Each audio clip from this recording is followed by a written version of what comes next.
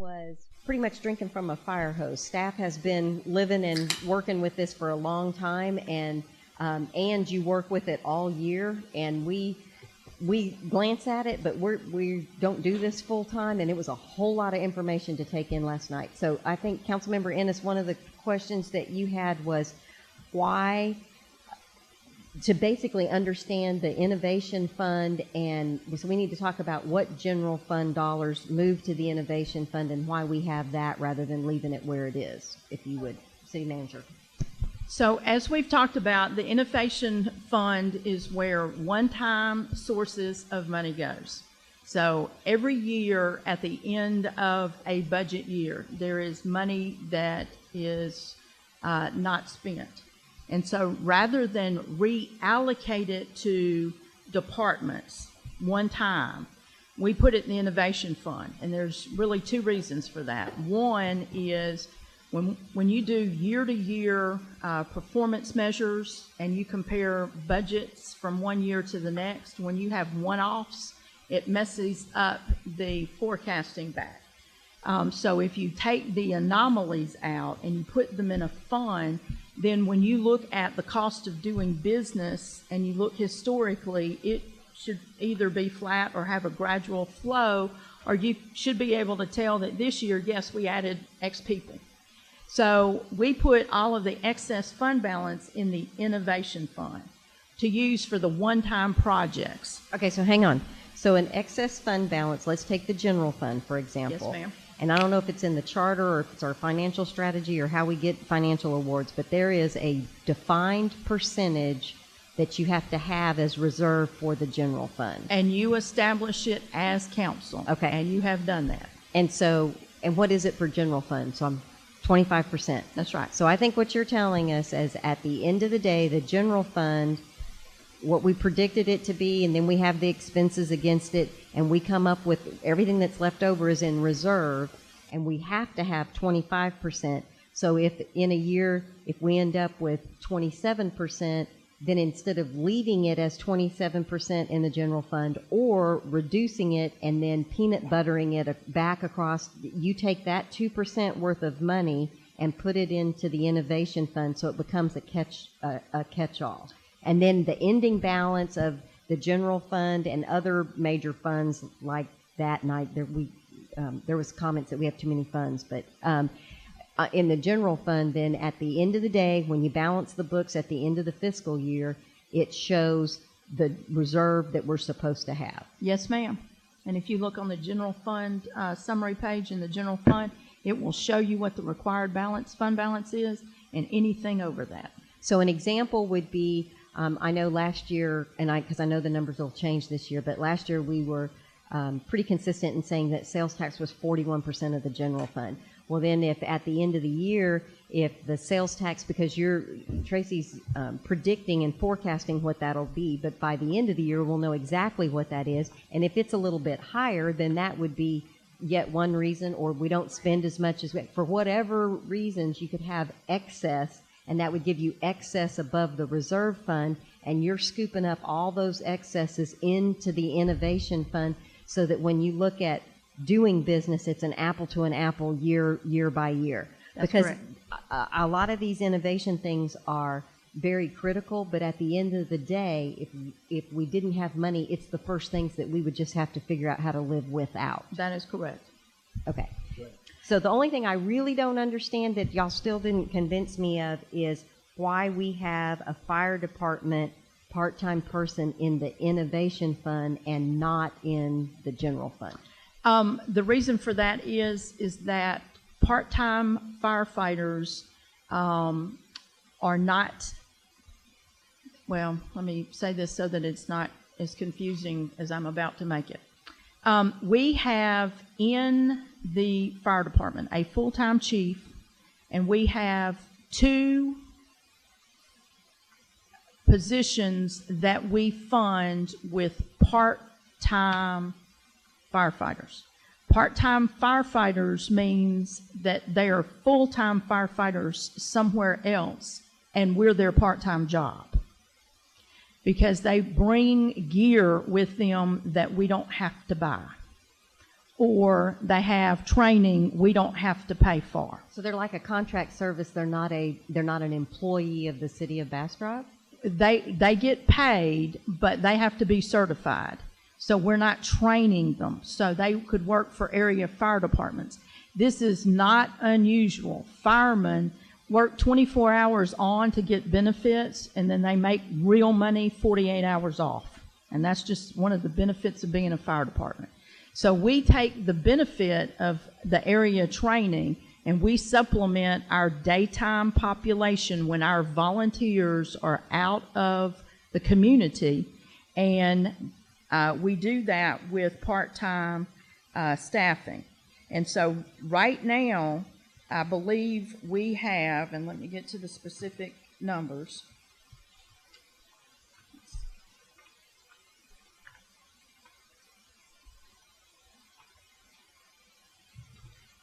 Right now, we have 5.2 full-time equivalents. And so what we have is a full-time chief, and so those 3.2 full-time equivalents give us, I believe it is 10 hours a day, 5 days a week. No, it's 10 hours a day, 12 hours a day, 7 days a week. And what we're finding is that our pool of part-timers take vacation, they get sick, or they don't want to pull a shift because it's Father's Day or something else. So what we find is that some days we have two, some days we only have one, and that requires the fire chief to ride the engine. So what we're attempting to do is add some part-time staff to our pool so that we can budget for more in hopes that we have a minimum staffing of 2. And so, no, we do not have money for that full-time reoccurring in the general fund. Much like we discussed at the retreat, there's always extra money, and it's not always because our revenue performs better. It's just we don't spend all the money that we have.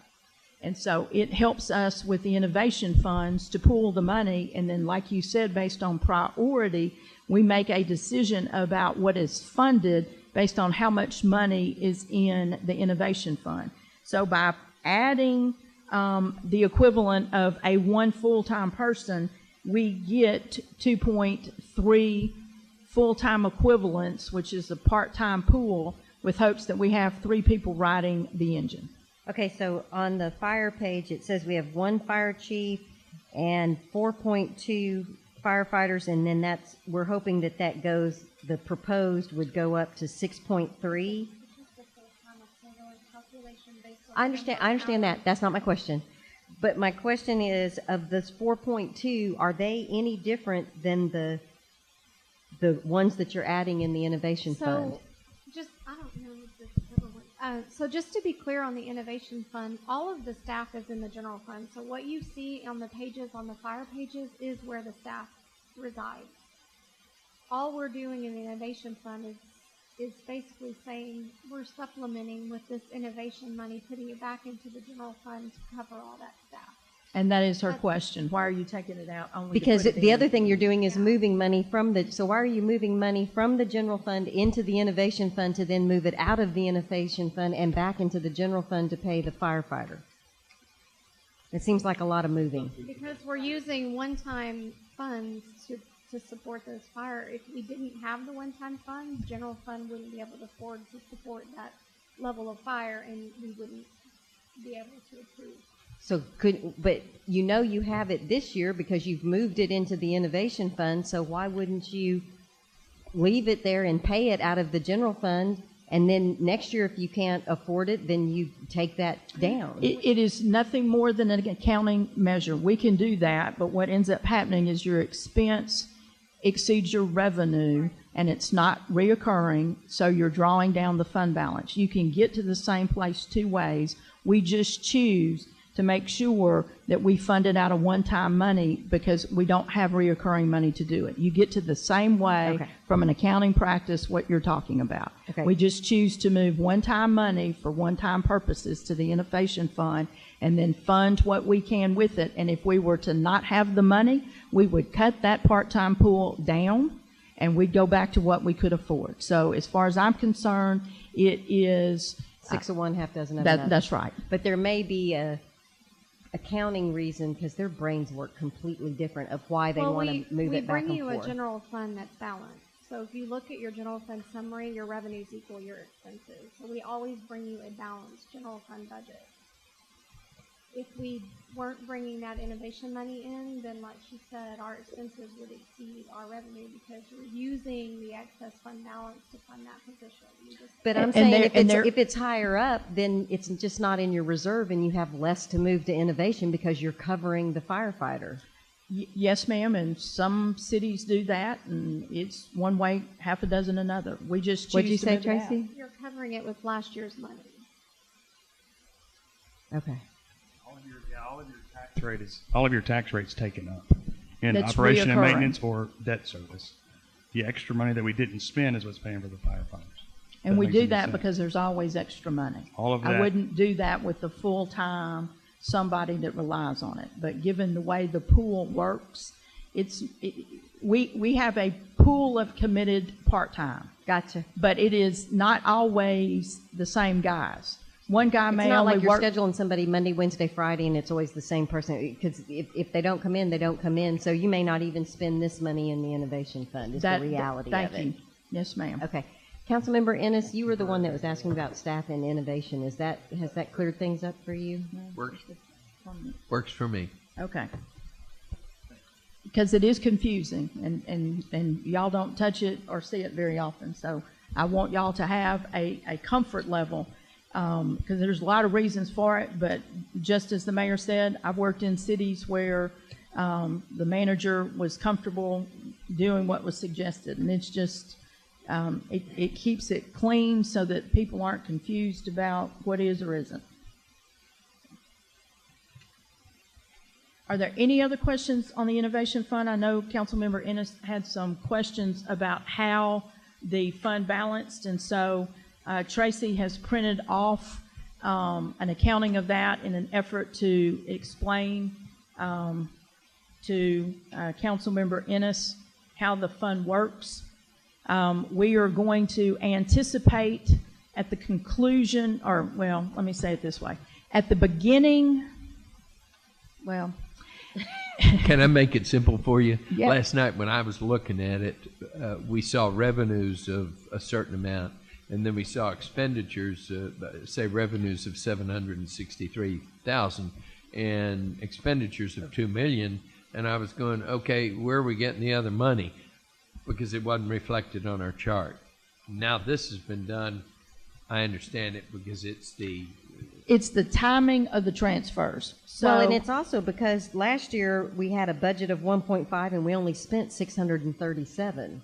So that's don't the confuse me difference. now. so the bottom line is, you got your question answered. I got my question answered. Awesome. Yes, ma'am. Okay.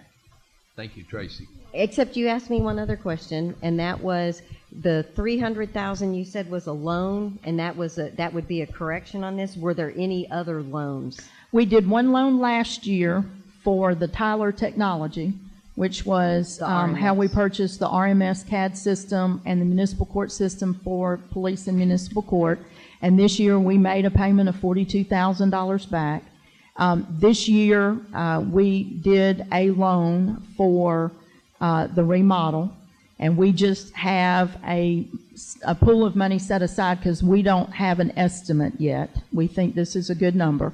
So it is hopefully going to be less than what we've budgeted.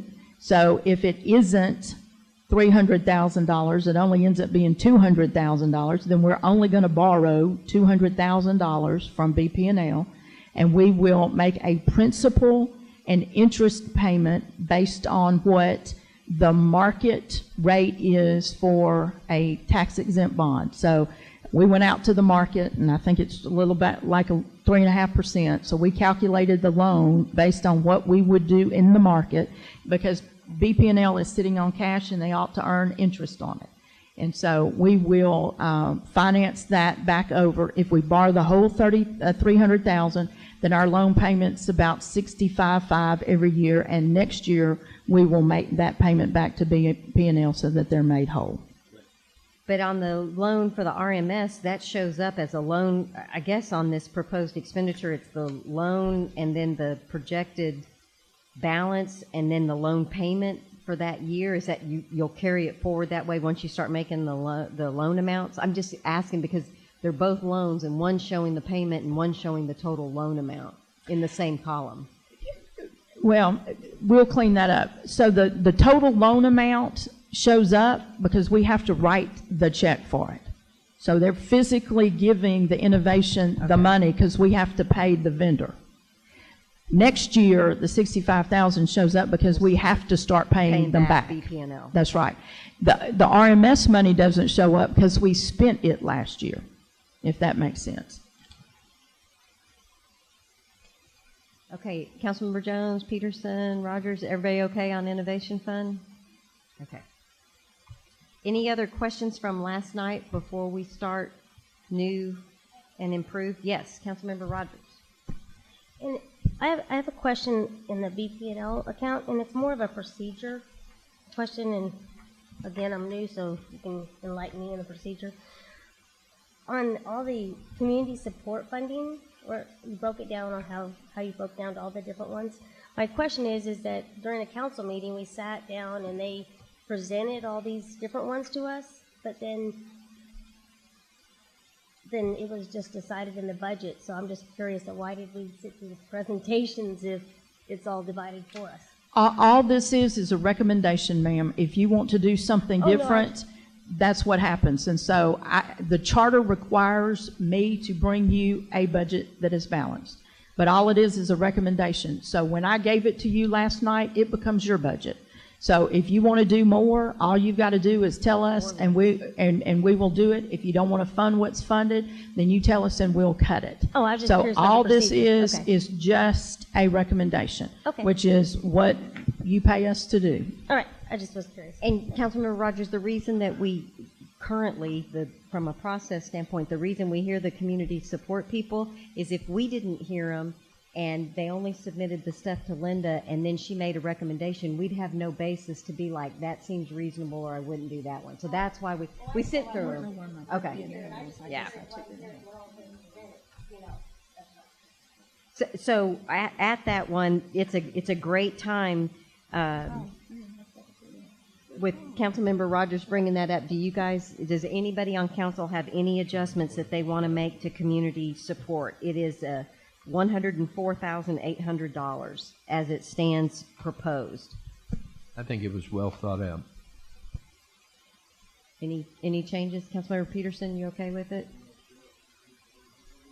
Okay. And we're not voting tonight, but just one of those things, if you've gotten input from the community or if you've thought of any questions or anything, now's the time to start feeding that back. And to that point, on Tuesday night's council agenda, I'm going to put a budget discussion because I appreciate that we've not done this in the methodical way that it needs to do because we've got a whole lot going on. I'm going to ask you to bring your books back Thursday night because I'm going to finish hopefully the rest of the Word documents so that when you go home Thursday night after the third of 3 council meetings this week, y'all will have the weekend to study it holistically, and then Tuesday night after y'all have had time to stew on it, if y'all got some other questions or concerns, you'll have yet another opportunity to bring that up and talk about it because it's not lost on me. Y'all are drinking quickly from a fire hydrant. So council has shared with me that although there are a lot of awards we'd like to go after, the Guinness Book of World Records for the number of council meeting in a year is not one that we are seeking to and staff greatly appreciates that not being a goal on y'all's work plan. Yes. Mayor, while we are in BP&L section, one of the things that has been added to your budget, and they have Post-it notes on it, are department base adjustments and department enhancements. And did yours not have Post-it notes on it? Did y'all take them off? Yeah, we thought they were just for us to get it to the right section. Oh my God. Okay, so when you were at community support, turn the next page. Deep breaths, We're all working together. Find BP&L, turn the page after community support, and it says department-based adjustments at the top. And it starts with minus $5,000. They're in alphabetical order, so BP&L will be in front of the general fund. Sorry. It's about... We had done that in an effort to make this easy for them to find the new pages, but There you go. clearly we have a failure to communicate. One more. Bum, bum, bum, bum. So after each fund, BP&L, general, hotel, and the water wastewater, there are two summary documents. The first is base adjustments, and what this is any line item in the budget that changed more than $100. We have told you what the line item was that changed and the reason for its change. It could have gone up or it could have gone down. And the reason we've done that is, like I said last night, staff has done an amazing job of going back and changing the philosophy of how we budget. So if they need the money, they kept it. If they didn't need the money, they gave it back. And if they needed more money, they asked for it. So this is just a reconciliation so that when y'all look at the just summary documents and you go, I wonder what changes are, well, here they are. So that y'all can appreciate what's moving and what's not in a very summary form. Okay, so I'm not following this. I'm sorry. Yeah. Okay, well, you go. Okay, so if my understanding, on the very top, you took away $5,000 from marketing fund, so you're telling me you took that $5,000 and you put it in the line below in the sponsorship? No, ma'am. All we're saying is that the marketing materials, we cut it $5,000. But it says relocated $5,000 to sponsorships. That's what she's saying. They moved it from here. That's what I just asked her, and she said no. That particular line item, yes, that is the case. Okay. But not all of the line items are going to be that way. That just happens to be that they did reallocate that money to a different line item. Okay, so to keep this from being confusing, marketing materials too is late. number one. If you'll go down Right, I saw the 6 sponsor. line items, then it moved to that. That's what my Gotcha. question was, okay. Okay. Okay, but then that was not my question. So then at Bastrop Power and Light total fiscal year 2018 amount, I see an 85.5. Tell me what that number is. That is the amount that their programs went up in their fund summaries. So when you go over And is that 17 to 18? yes, no, it's 18 to 19. But it's under the 18 heading. How much fiscal 19 changed based on fiscal 18? So this department-based adjustment, if I went to the budget for fiscal year 18 and looked at the number and I added 85.5, I would have what the budget is for fiscal year 19. I'm sorry, that should have said fiscal year 2019 amount, and it's going to be $5,000 less than what it was in fiscal year 18. Yeah, but I'm looking at the very bottom of the page where it's Bastrop Power and Light total, that 85.5. You're saying we are spending 85.5, we are budgeting 85.5 more than what we budgeted in this department in fiscal year 18. Yes. And so what confuses me is why the heading is fiscal year 18. It's a typo. Okay. That makes it a lot easier. Just trying to figure out where we are. We, So we, I think we it have means been that they operating with our hair on fire, Yeah. and these got disseminated and filled in. So So we'll get them fixed. they gave back 5,000. They took away from marketing and put it into sponsor. They gave back 85,000, and then they spent more money on line extensions and other places. And at the end of the wash, it's 85.5 up. Yes, and if you go through the process, you know what's driving that change is $123,000 worth of line extensions. If we didn't have that, they'd be given money back. And that got funded, didn't it? Yes, ma'am, and it's revenue, but it looks like they're spending more money. There is a cost, and if that line extension wasn't in there, they'd actually be given money back. Okay. And then the second page is because Is it also, what's the difference between an enhancement and a base adjustment? Enhancement means it's not in the budget. It's a new something. Base adjustments are ongoing programming that, like fuel. Fuel may go up because it's a cost of living adjustment.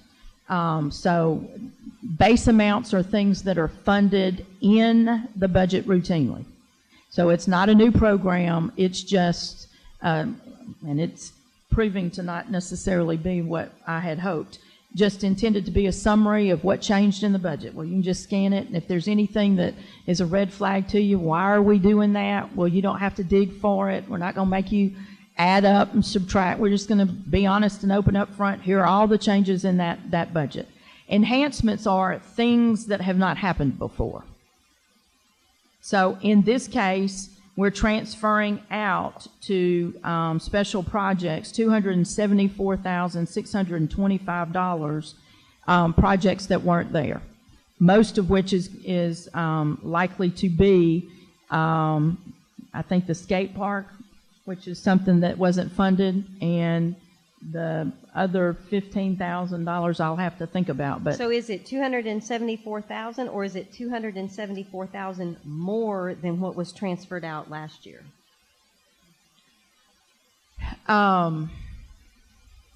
This is not a good example because they fund things year to year that they don't fund.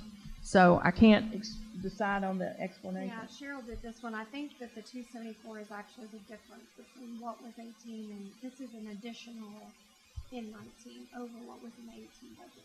Okay, and then Councilmember Jones, I think, was asking then how does it turn back into 100 if you have two numbers, $274,625 plus $100,000? How does that add up to $100,000? That is called an addition error, Okay. and this is called Our Hair's on Fire, and I am embarrassed that these are not right. I'm just trying to make the numbers work. No, it's not okay. Thank you. Yes, ma'am. Okay. Yeah. Are you noting all of these? Mm-hmm. We will get you corrected pages. I'm sorry? We will. She said, can we have tabs? There will. They just didn't do page numbers or anything yet. Yeah. They had tabs. Yeah. But we had a failure No, to communicate saying, at 6:20. Like when we get to the Yes, ma'am. this, can we have tabs for the different Yes, funds? ma'am. Is there anything else you want to talk to us about new stuff?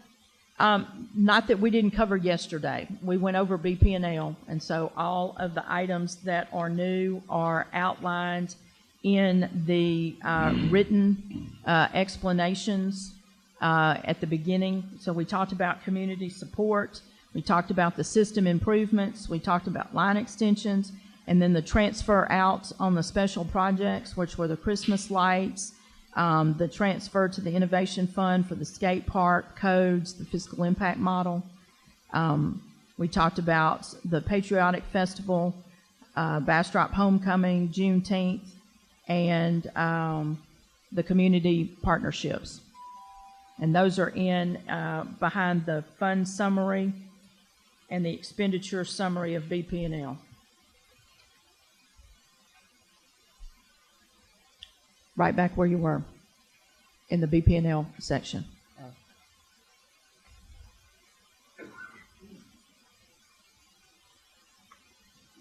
Guys, I'm sorry.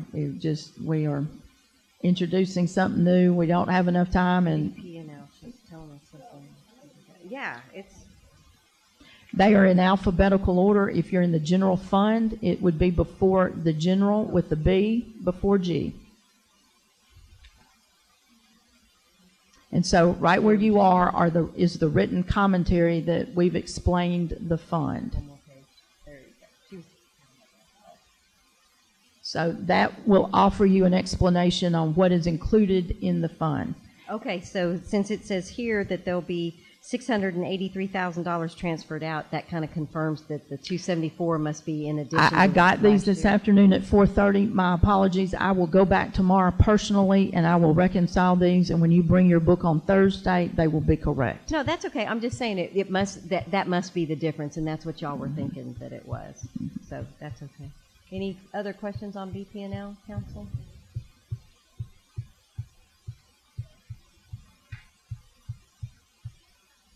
Oh, you were adding them to make sure they were the 683?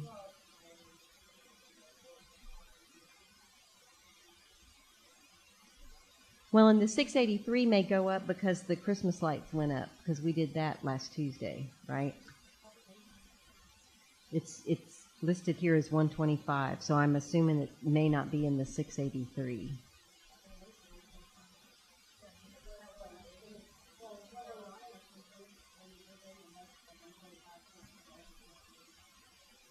No, I think last year was 125.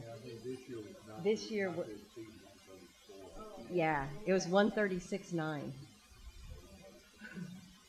Okay, but we know, we just made that decision. You guys will make the math work. So we spent, yeah, we did. We spent 80 last year. We had budgeted 125.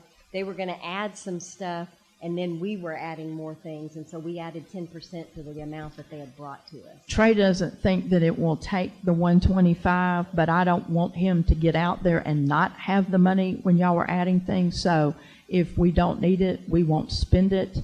But I have given him extra money to ensure that your wishes are delivered. Okay. Thinking about positions?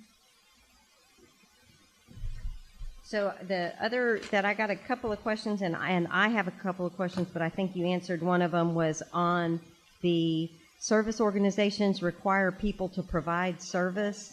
I am about 5 pages in from the very, very beginning. Past the staff, I'm in her memorandum, and I'm on page 1, 2, the 4th page of her memorandum. Okay.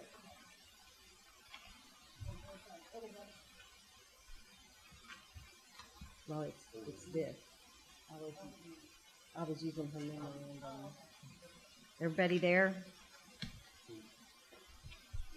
So I was trying to figure out how many full-time equivalents we were adding, and now I realized that there, and I didn't know how to account for the increased part-time hours for a third paid day prior to, but we've talked about all of that. So they're not, it's not really a full-time equivalent because we're not adding it to our general fund staffing, always going to pay for its salary. It's a different beast. Is that correct? Are we talking about fire? Yes, I'm on the third one down. Increase part-time hours for a third paid daytime firefighter position. Is that different than what we were talking about? That is exactly what we were talking about. Okay, that's it. So, okay. So I think that for me, for full-time equivalents, I pretty much got the first one. It's two officers, so we're adding 2 full-time equivalents. That is correct. Increasing the part-time records clerk to a full-time, I think that's increasing it by a 0.5. That is assuming that it was a 0.5. If it was a 0.625, we're filling in the 0.3 something to make it whole. Gotcha. Okay. So what this is going to be is a position that is 2,080 hours to keep this simple. Okay. Then the next one we've talked about, that's the firefighter whatever thing. Additional part-time, is that an add of a 0.5, or is that possibly an add of a 0.6? It's 625. Okay. And so what generates the part-time is the number of hours they work. So if they work 4 hours, then it's half-time. If a position works 5 hours, it's 0.625. This part-time position works 9 to 3 with an hour for lunch. So it is 5 hours, hence the 0.625. Okay, so between those, you got a 0.375 and a 0.625, and even I know that adds up to 1. So we're now at 3. But we've got 2 police plus 2 parts made a whole. Now I'm at 3. Yes. Then an additional planner for planning and zoning, I think that makes 4. Yes. A building inspector is 5. Yes. A digital media manager is 6. Yes. A procurement special is 7. Yes. And an assistant Main Street director is 8. Yes. So I need Tanya to stand up where I can see her and tell me how many we are adding when you get done with all of the calculations, so there are no surprises when they see the detail employee list. Okay. I said procurement specialist. Because the part-time firefighters are like 3-something. Yeah, they're more than Yes. it's a shift every day, so it's really more hours. So let me explain shift work at 12 hours, which is police and fire. They don't work on a 2080. They work on a 2807. What is it? Help me, Chief. Okay. So it is a different animal. Gotcha. So when you have 7 days a week, 12 hours a day, and they have to work Yep. 352, Gotcha. I can't even So remember their how many full-time days. equivalent is a different number of hours than a 40-hour person's full-time Thank you. equivalent. That's so right. They're like a 1 point something something. Yes, because most employees only work 5 days a week. Gotcha. Fire so if we were works adding 365 2 days a year. engineers, that would be 2 full-time equivalents, but adding 2 police officers makes it be 2.4, 2 points. Fire is 2.9. What are the police officers? Okay, police, there's enough of them that they work their normal shift. When you have a part-time pool of hours, they have to cover 365 days. We're not hiring people, we're hiring a pool of hours. And that's the difference between fire and the others. The others are full-time people that are going to be on our schedule and work the same hours, the same day of every week. So these fire people are adding to the staff in the general fund, and they are not the people that we're paying for out of the innovation fund. They are the same pool. So don't confuse how they get paid with what they are. Okay. It is a pool of people that's being paid from 2 sources. Okay. And so let me try to... Because you're increasing the pool, that's why you have them listed here. Yes, ma'am. So let's uncomplicate something that's gotten too complicated quickly. We have to cover the fire department 12 hours a day, 7 days a week, 365 days a year. And to keep this simple, we give the fire chief a pool of hours that covers all of that. And so we may have one part-time firefighter that'll pull 3 shifts a month. We may have one firefighter that might pull 12 shifts a month. We might have another firefighter that might work 4 days this week and be off 2 weeks. And so you can't schedule them and have all of these people and make this work. So it works the pool, and we tell them you just get covered. However, you've got folks to work. Very different than putting Jane Doe and Bob Smith on the payroll and making this work. So don't cross apples and oranges, because it's managed 2 different ways. Okay. So Tanya, stand up and tell us one more time so I can repeat into the mic what the total of all of this looks like. It's 10.225. So you don't have that many positions, but when you calculate the hours to cover the position, it comes out more than there is. Man-hour equivalent, thank you, that's right. So that's confusing, but did that uncomplicate you? Yeah.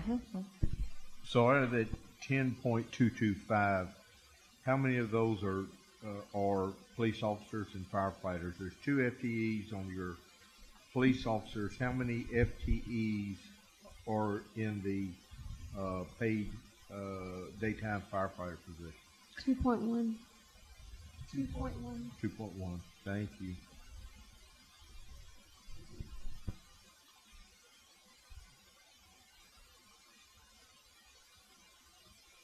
Linda, did you say that the assistant Main Street director was going to be also coordinating with council, almost like a liaison? No, ma'am, that's the procurement specialist. The procurement, okay. And we're going to call it something else, but that's what it got labeled in the book. But it'll be an executive assistant type position that will just happen to do a lot of procurement. Will that person reside here in the front office? It will reside in administration and report in what we're going to call development. It will work for Trey and Jerry, and then we'll have council duties, including manning the calendar and keeping y'all up to date on customer concerns. which we're fairly confident most are going to generate from a development perspective. So by residing in this office, when we get through with the remodel, the mayor's office is going to be more as a part of the administration office wing, which is where it needs to be, and we're going to give what was a conference room that we gave her an office out of back to a conference room. And so all of the staff will be in that general area so that they will be available to council as well as manning the public. Because we see this position as being kind of an ombudsman, not only to deal with concerns of council, but anytime we have a citizen concern, it would go to that person to make sure it got followed up on, tracked, so we know what the concerns are and that they're being met. Great. Yes, hence why it's going to be called something other than a procurement specialist. I think that's what's throwing us. Yes, sir. Yeah, it's a strange mix. Yes, sir. It's going to require somebody that is very logical, that has a very detailed-oriented perspective, because there's going to be a lot of tracking of data. So it will be an executive assistant type position. And we will, how about we call it something else before we publish the budget, and that will fix it. Who's the digital media manager going to report to? It's going to be in the multimedia department and will be under the auspice of Sarah.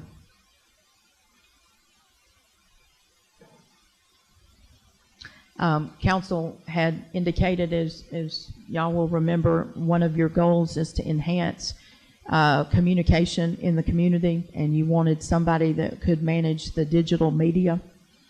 So this person will be in charge of social media, responding when appropriate to commentary on social media. Our public relations firm has encouraged us not to engage in some things that are on social media, so we'll come back and have a policy discussion, because I think that's in conflict with what some of you have asked for. So we're going to bring the specialist in to help set some policy direction. And this position will also do the electronic newsletter that y'all have requested. So anything that's dealing with the digital media, this person will be in charge of. We have found that all of the live streaming of all of your meetings, all of the meetings that P&Z have and are going to have on the codes and BEDC is more than a full-time job for Colin and Chris, because there is a level of rendering that you have to do to get all of the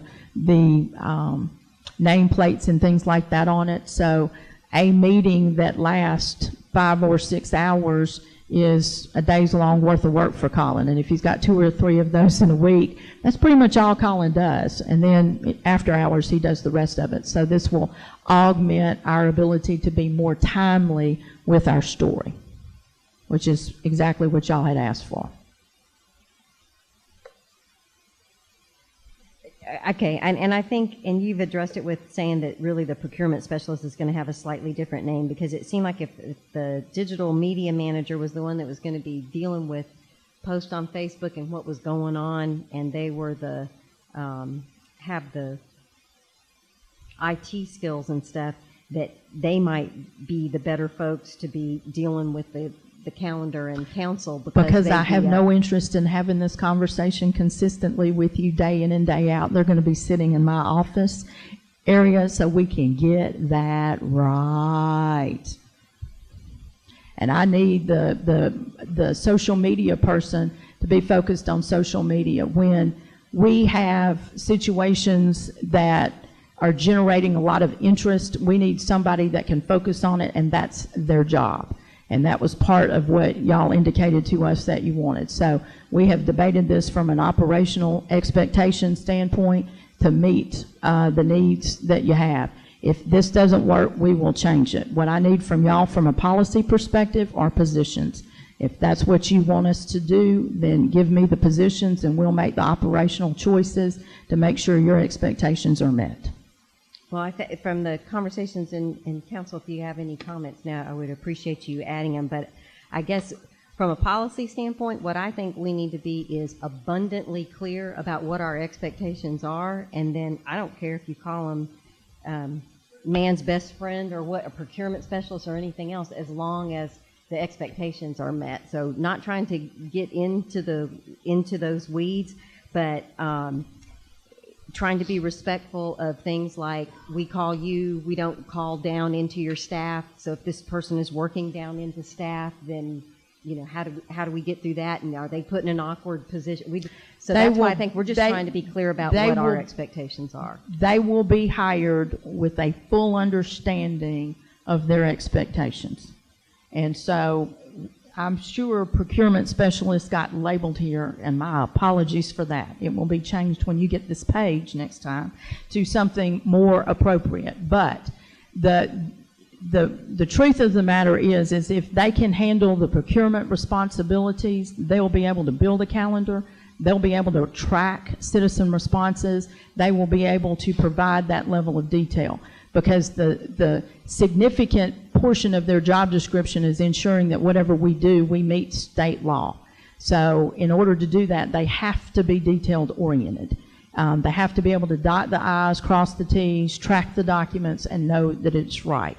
But we'll find a much better name for them. But their number one priority is the mayor's calendar, period. Linda, it's really not the mayor's calendar. I appreciate it, but it is a threshold of pain for you that becomes a threshold of pain for me. So we're going to get a calendar that works and has all the things on it that are needed.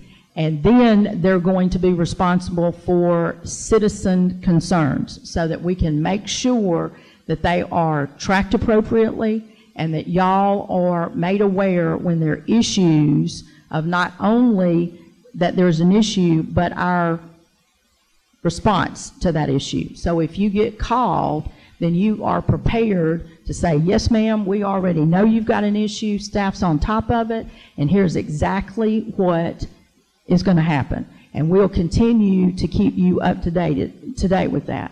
I think this position is going to be more necessary in the future than it has been in the past, given the capital improvement programs that we're going to be kicking off, all of the street maintenance work that's going to be going on. There is just going to be a lot of activity, and there's going to be a lot of questions. So we just need to be on top of our game. That's what this position's responsibilities are, and then they'll do procurement when they're not doing that. Okay, so I have a question. So I think when we spoke before, when we were thinking about making this position, it was giving us someone to call without actually always bothering you, without yes, ma'am. Into your staff. Yes, ma'am. That's like a staff member that we're actually supposed to call. Yes, ma'am. Because we're not supposed to talk to your staff, so that's why I want to make sure this is what we're getting. Yes, ma'am. So when I have an issue, I can call this person yes, without ma'am. feeling like I'm yes, ma'am. your thing. All right. That's right. And Councilmember Jones, didn't you just last week have a problem with you didn't know where you were supposed to go and you were concerned with the calendar? I mean, I'm really feeling a lot of heat that like this is my pet peeve, and it's frustrating me because I'm not the only person. Y'all call me. No, to be clear.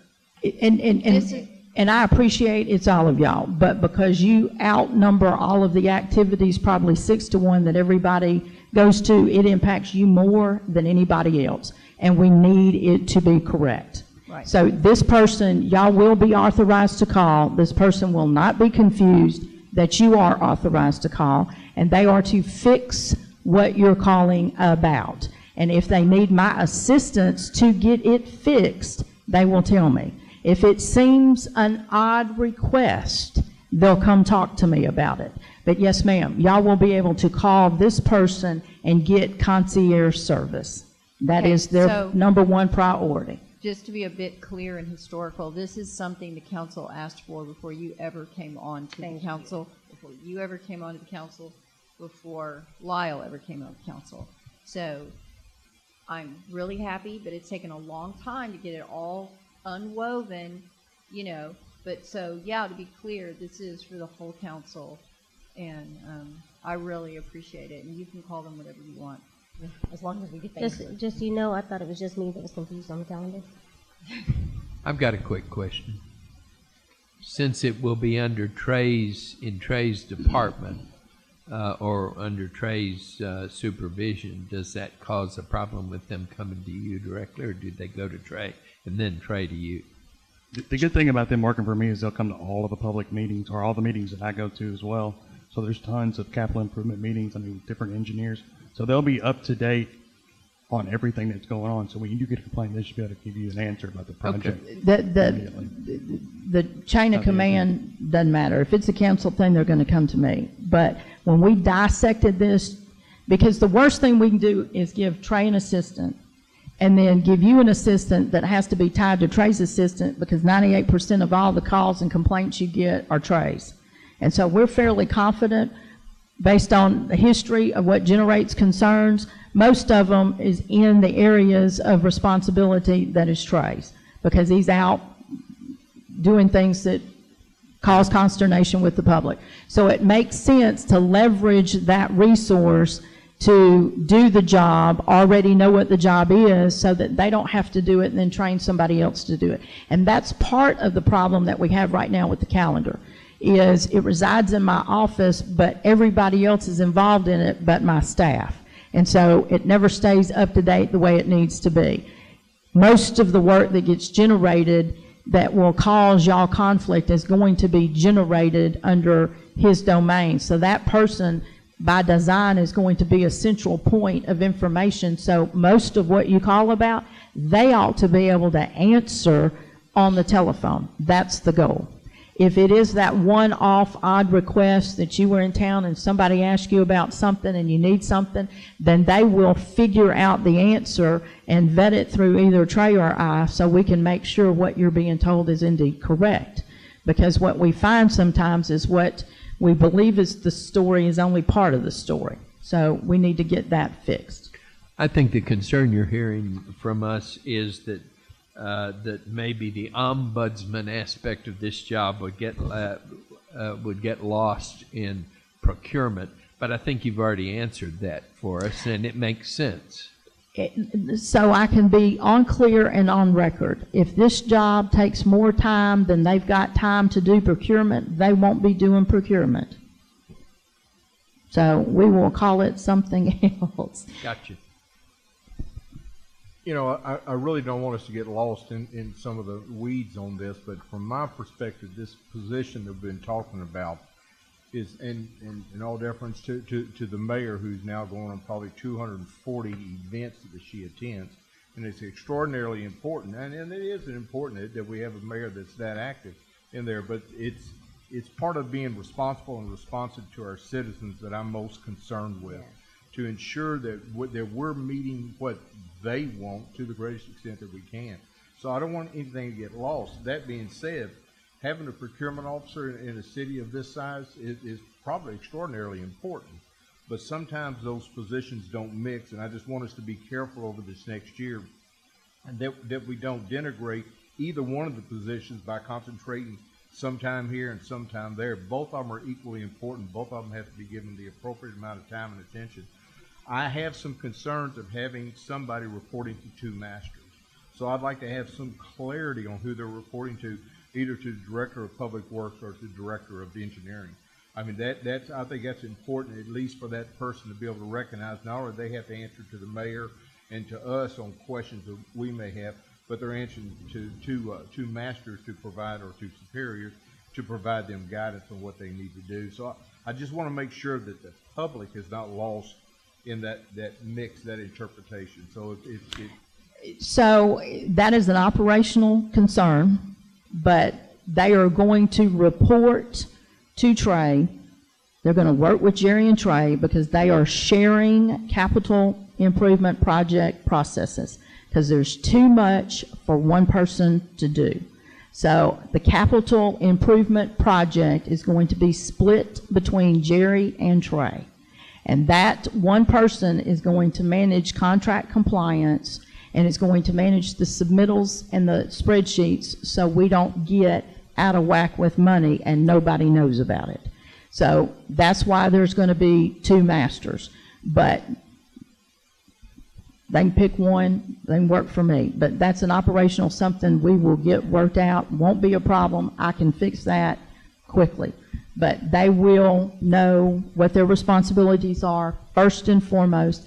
Our concern is that there will be times when y'all will need a lot of assistance, and there'll be times when y'all won't call. What are they going to do when they don't call? I don't have the luxury with the needs I have to have staff sitting around twiddling their thumbs. That's just a fact. We've got way too much to do. In fact, we can't produce a budget without errors. So clearly, I don't have enough staff. So we will have that person that will be dedicated to y'all when you need something, first and foremost. When y'all aren't needed, or they aren't needed, they will do procurement. And that's my pledge, and I don't think anybody on my cabinet's confused. We had a fairly bold conversation about what this was or wasn't, but we don't believe it's a full-time job. So when it isn't, they can do procurement. If it becomes more than they can handle, procurement will be done somewhere else. Okay, so I think water and wastewater, is that where we're starting? Wherever y'all would like to go. Council, did you have any other questions from last night? Mr. Ennis? All right. Okay. They can go wherever they want to go. Yeah, and we had talked about going to water and wastewater last night. We can start wherever y'all want. I know you have several funds left, so That's pick your fine. favorite. Let's go to water, wastewater. Was that the next one or not? I thought, isn't that right after innovation? Hotel is next, but we can do water, wastewater if that's where y'all would like to go. Oh, because we skipped hotel and went to innovation. Well, if that's what you're planning on doing, let's go to hotel. I'm gonna cover it all tonight. I'll do it whatever order. Okay. Councilmember Jones would like us to go to hotel, that we skipped it alphabetically and went to innovation, so we are going back to hotel.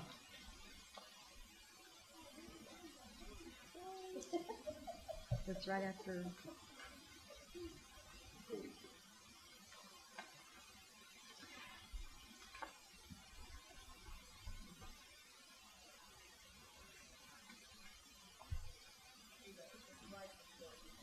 Yep. Keep going. Library, then it's the innovation fund, and then it's the hotel occupancy. It's before innovation. It's right after.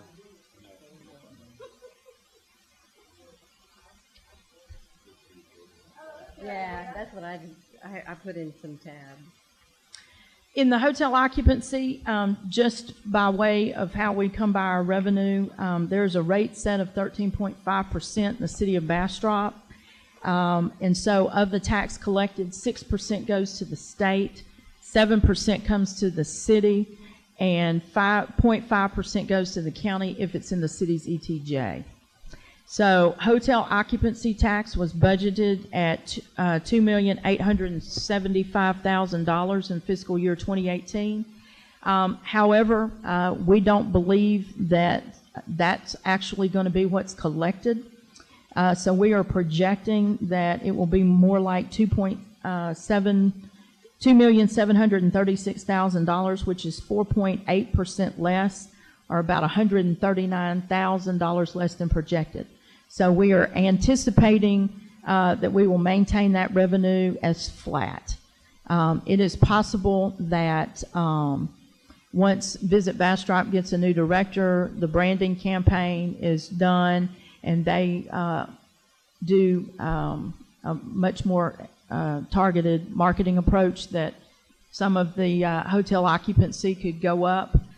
But at this point in time, they have focused their efforts on a couple of special events, and so we're going to maintain it as a flat level until conditions change. There are several divisions in the hotel occupancy fund that I guess you would say minister to kind of the tourism industry. And so convention center is one of those departments, and they have had a truly fantastic year. If you will recall, Kathy came mid-year and talked and said that they had a 41% increase in rentals at that point. We will finish out the year with a 50% increase in rentals, and I think that is tremendous for a first-year effort. They did a number of things this year, revised the contract, revised the marketing materials, fixed the rental blocks of time where you can rent in the morning for a meeting, you could have a noon luncheon, you could have an afternoon something, you could have an evening something. So it's really opened up the opportunities for rentals. They've purchased tablecloths so that we can now provide full service rentals. We not only provide you tablecloths, but we do water beverage setup, and we set up the tables and the chairs, which is something that was not offered in the past. In addition, Kathy and her team have put in place contracts so that you can do a continental breakfast, you can do a boxed lunch, you can do full-scale dining, and you can do that as part of the rental. And it's really a one-stop shop, and I think that our patrons have really enjoyed having that option. So is that income shown as a part of service fees in the revenue for the account? Yes, ma'am. Okay. One of the really exciting things is not only are we seeing an uptick in rentals, but we're seeing an uptick in reoccurring rentals.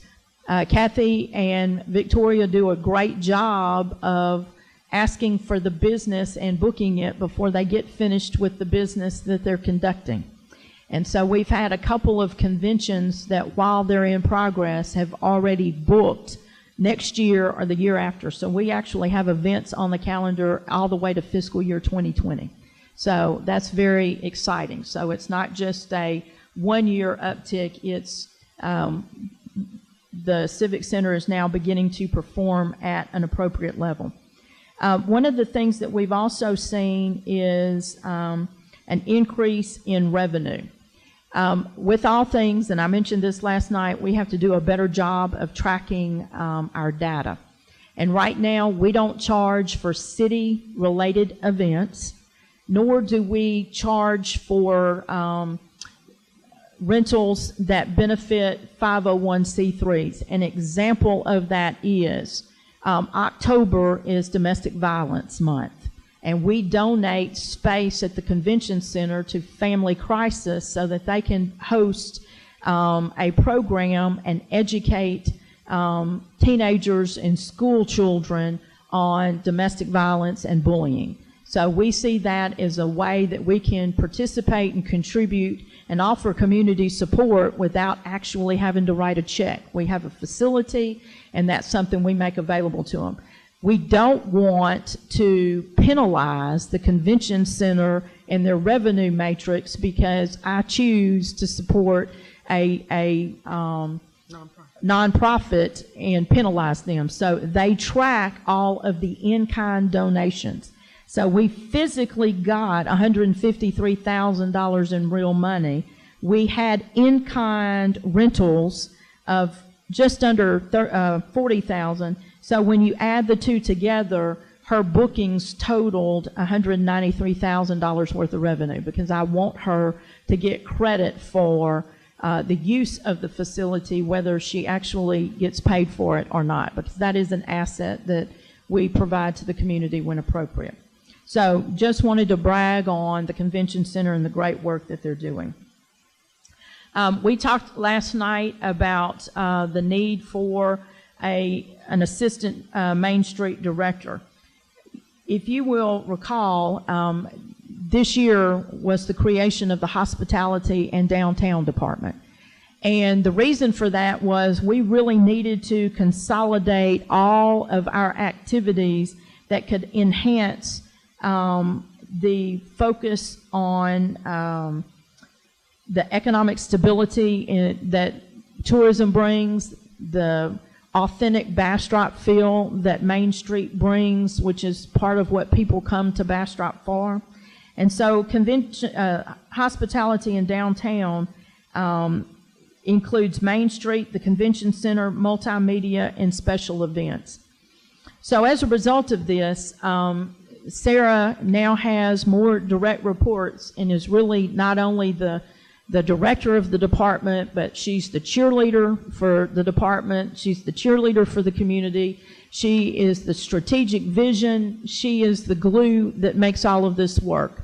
Because one of the things that y'all expressed last year that caused us to put this together was there needed to be somebody out there leveraging our community resources so that we didn't have one group going off this way and one group going off that way. So Sarah spends a lot of time attending community partner meetings and making sure that we're all working together. So what we have found is between that, the cultural arts master plan, the communications that now are being asked to be put together, and knowing what's going to be in our work plan for next year. We're going to be doing community engagement for all of the capital improvement projects. We're going to be doing public engagement on street maintenance. We're going to be doing community engagement on the Building Bastrop campaign. And we're going to be doing community engagement on the Cultural Arts Master Plan. And somebody needs to be kind of the conduit for all of that. Long story short, she's in an awful lot of meetings, day in, day out, nighttime, weekends, and there's not somebody there to do.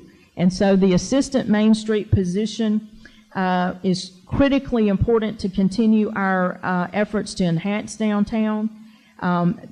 Sarah's going to continue to be active and contribute, but this position will assist with volunteer coordination, special events planning, will be an ombudsman for the Main Street program area businesses because there's always some situation that comes up and they too need somebody to advocate for their concerns.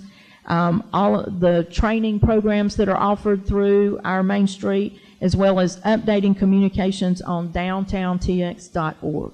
And so this position would be funded out of the HOT Fund. And that will hopefully afford Sarah opportunity at work-life balance that she currently truly does not have. The multimedia department was created with the purpose of telling the city of Bastrop's story. Council established a policy that all city council meetings, BDC, and the Planning and Zoning Commission meetings are streamed, live streamed. And in addition, Colin does a lot of videos that are created for specific purposes. We saw that when we were doing the Small Business Revolution, the music festival. There's always something that comes up that's better said with the video.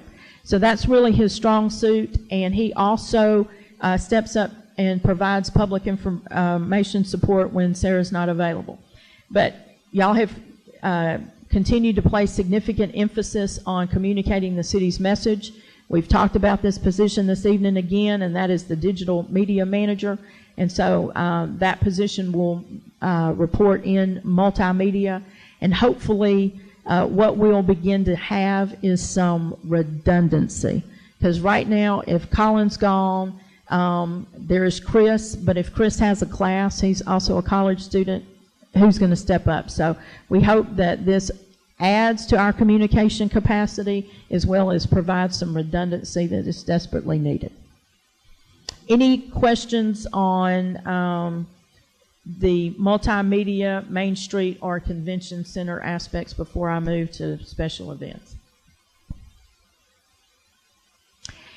One of the things that we've talked about this year, and y'all visited with the Visit Bastrop Board of Directors when they were here, is that the special event funding that occurs out of the HOT Fund would go to Visit Bastrop.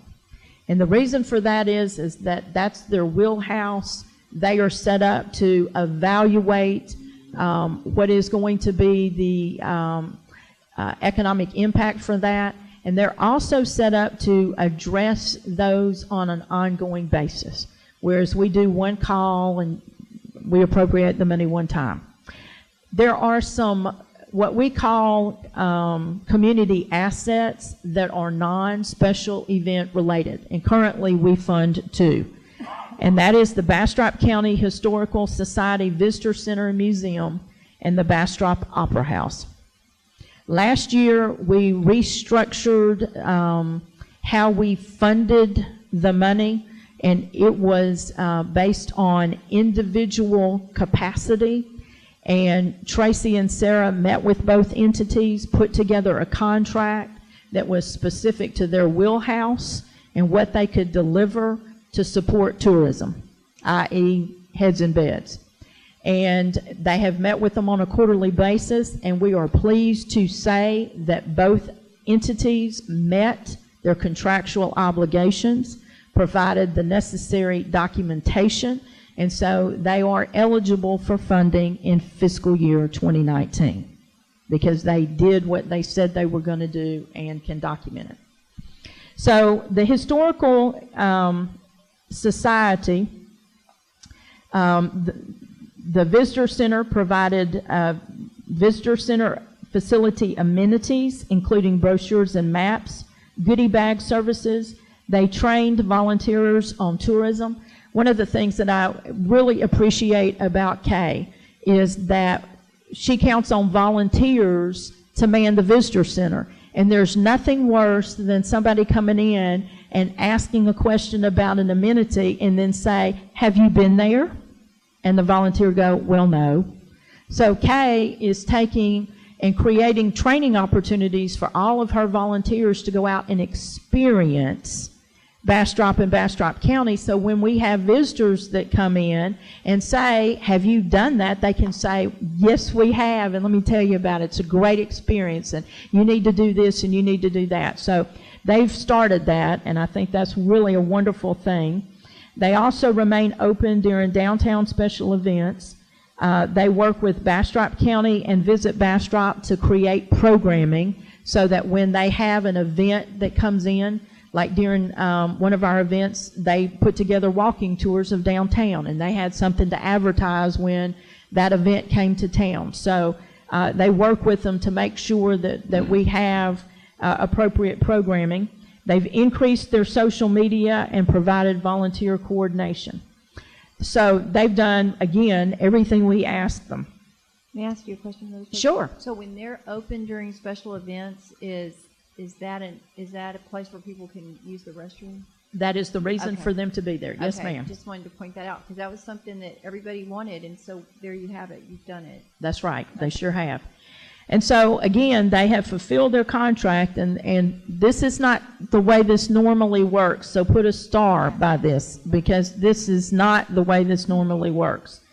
Bastrop County Visitors Historical Society Visitor Center and Museum received $148,545 in funding in 2018, and they're asking for less money in 2019. So put a star by that. They are asking for $146,937. Again, I can't say enough about how wonderful Kay Sepulpa is. She really has worked very hard to appreciate the mission, work with the volunteers and the board. They are absolutely delivering and being able to document on what they do. So we really appreciate that partnership. The Bastrop Opera House, boy, they stepped up in spades this past year. They put together a full season that contained 8 full productions and 9 touring shows. I think my husband and I attended everything they've done but 2 events, and we were out of town. And I will tell you, they are extremely quality programming. They're wonderful. One of the things that they have utilized that's been very beneficial in solving one of the challenges that we consistently have with hot money is being able to provide whether or not these folks are local or not. So they have utilized a ticket software that will sell their tickets online. And they have documentation that prove that more than half of the ticket sales come from people that do not reside in Bastrop County. And it has been my experience when we're sitting in the productions, Lisa kicks off the production by asking how many of you are not from Bastrop County. and consistently more than half the crowd is not from the county. So they are fulfilling their mission. They have already booked the season for 2019. It's online, and I would encourage all of you to go out and look. But there are already 16 productions and touring shows lined up for next season. They've got several Broadway productions that they're going to be doing, so it should be a fantastic season. In addition, they do a Bastrop Opera House Youth Performing Arts Academy, and they have 60 youth ranging in age from 3 through high school, and they do 2 major productions a year as well. And I have not been able to attend, but the Facebook feedback is they're also very, very good. They've met the requirements for this year's contract, so they're eligible for funding in 2019. We funded them, I think, at $92,000 last year. They have asked for $132,055. Included in that submittal was a request for a staff person for $40,000. We're not comfortable funding that at this time, so our recommendation is that they be funded at a level of $92,500 for this budget year. And we will, it seems consensus. Council, that's a sizable chunk, so if you agree with the proposal, or you want to discuss it? Councilmember Jones? I agree with it staying at 92 and maybe getting them to work a little bit like Kay does with volunteers until you're more comfortable with those recommendations. I'm good at 92. Councilmember Rogers? I like it. Mayor Pro Tem, Councilmember Ennis, 92? Okay. Okay. That's what I think that's the correct thing to do.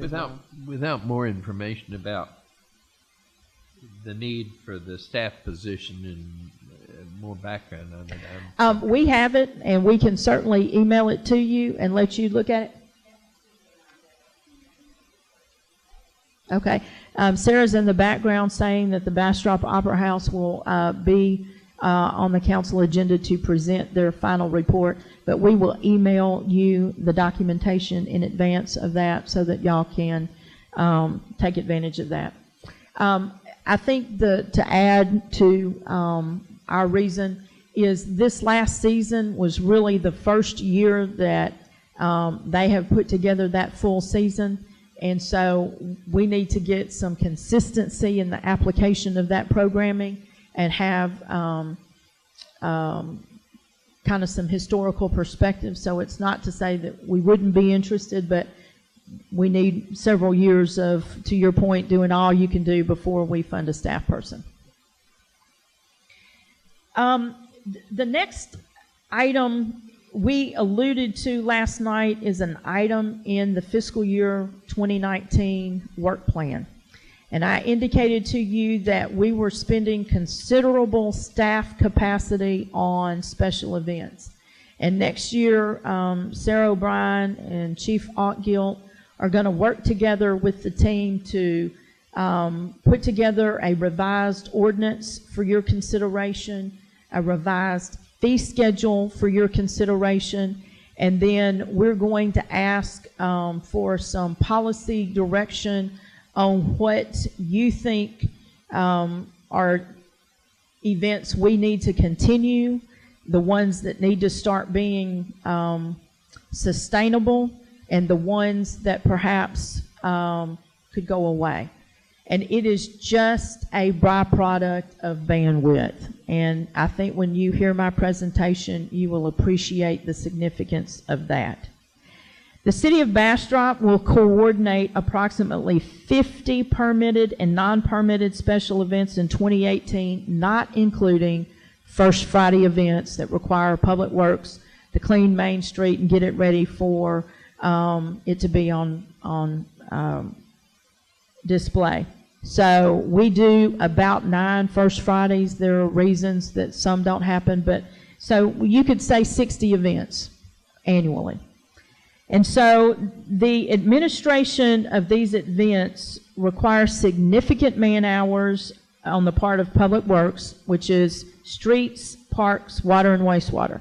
And I indicated to you last night that the Public Works part of our staff dedicates about 2,100 hours to special events. That's not including police, that's not including fire, that's not including downtown and hospitality.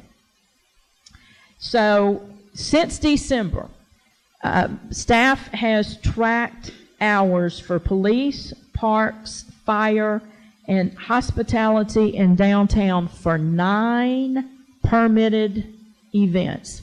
That's the Lost Pines Christmas, Run for the Bluebonnets, Bastrop River Rally, the MS 150 bike ride, Table on Main, Bastrop Music Festival, the Memorial Day ceremony, Bastrop Juneteenth, and the Bastrop Patriotic Festival. The total hours and cost for these 9 events, total hours was 2,494 hours at a cost of $77,394. That's just 9 of the 60. So, as I indicated, we're putting together our information and our data so that we can bring you a very thoughtful discussion to make these policy discussions. So that's kind of a prelude to 3 of the events that are funded through BPNL. And the reason we fund these specific events through BPNL is they would happen whether or not we had hotel occupancy tax funding or not. And these have difficulty proving that they put heads in beds. But they are historically significant. Bastrop Homecoming and Rodeo, this was their 71st year. That's significantly historical. The Juneteenth celebration this year was its 31st anniversary. So when people say what makes it historically relevant, age makes it historically relevant. If you've done something for 31 years and 71 years, it's important to the community. So the Patriotic Festival, most communities have a July 4th something and they have a Christmas something. So that was the thought behind it that we have consistently provided. So let's kick off and talk about the Bastrop Patriotic Festival. This is a 2-day event that occurs annually the last weekend in June. There's a 5K race. There is a dance on Friday night. The Saturday festivals start early and end late with a firework display. In fiscal year 2018, the Patriotic Festival was funded from 2 sources. Hot Funds provided $40,835.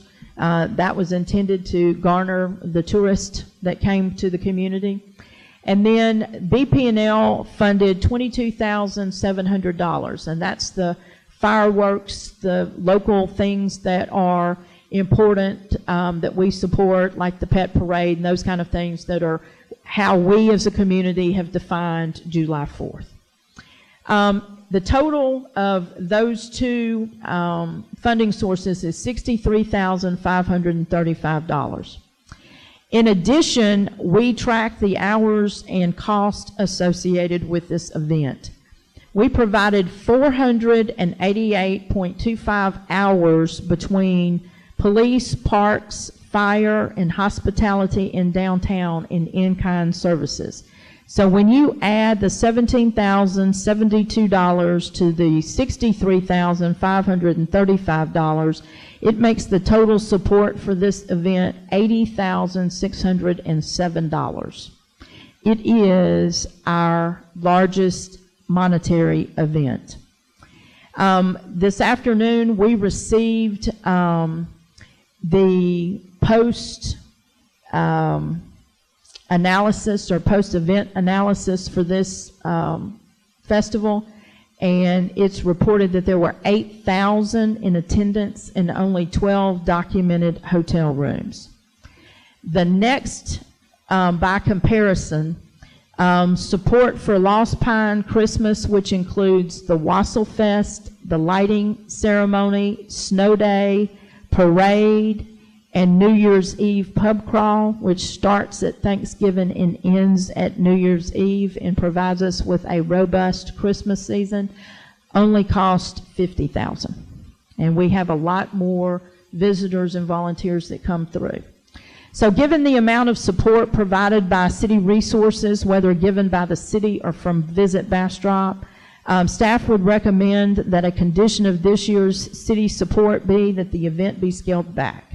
All of the events occurring could be scheduled on Saturday with a midday break when it is typically hot and the crowds significantly wane. We think that this is a lot of money for the return on investment. We think we could work with the chamber and do a very appropriate patriotic event that has less staff involvement and less monetary involvement and meet the needs of the community, because this is 2 years in a row where we've put a lot of energy and effort and we've not seen the return on investment. I agree wholeheartedly. I thought I was the only person that felt that way. I would like it to be a lot more campy and family oriented if it was to be my way, the way that we've done it in the past. It was just real comfortable, like putting on a t-shirt, and it's just gotten out of hand. So I agree. And I was going to make the point that my understanding, and I haven't had long discussions, but my understanding is that it is the number one big fundraiser for the chamber. And if they're using it for a fundraiser, but we're funding it, something is out of whack. So what I'm interested in is funding the fireworks, and that this community has a place to go see the fireworks on the Saturday before the July 4th. And so I understand why you're recommending what you are, but I don't want us to think that we own this event, because it's really the chamber's event, and if they want to make it 2 days, that's fine, but what we own is the money that we donate, and what we own is how much of our staff that we're donating. So I think I just don't want us to get out of bounds, but I think that they will find that the one-day event is a good idea, but if they decide they want to do fundraising and come up with another way to come up with the funds, that's their deal, but I'm interested in us funding the fireworks. Yes, ma'am. And so the reason that I have said, given the amount of support, the last documentation we got, all that was privately funded was $20,000. So we significantly own this event at $80,000. Part of the post event analysis is supposed to provide total revenue and total expenses. We have not received that. So I believe that Sarah's in communication with Becky, and we will get that and provide that documentation to you. But we need a little perspective on what you're willing to do and the parameters that you're interested in doing, so that we can sit down with Becky. And to your point, Mayor, this is all we're going to do. So if you want it to continue to be a 2-day event, then the community has to step up. But this is all the city is willing to support. From a staff time, we don't have 2 days to give this.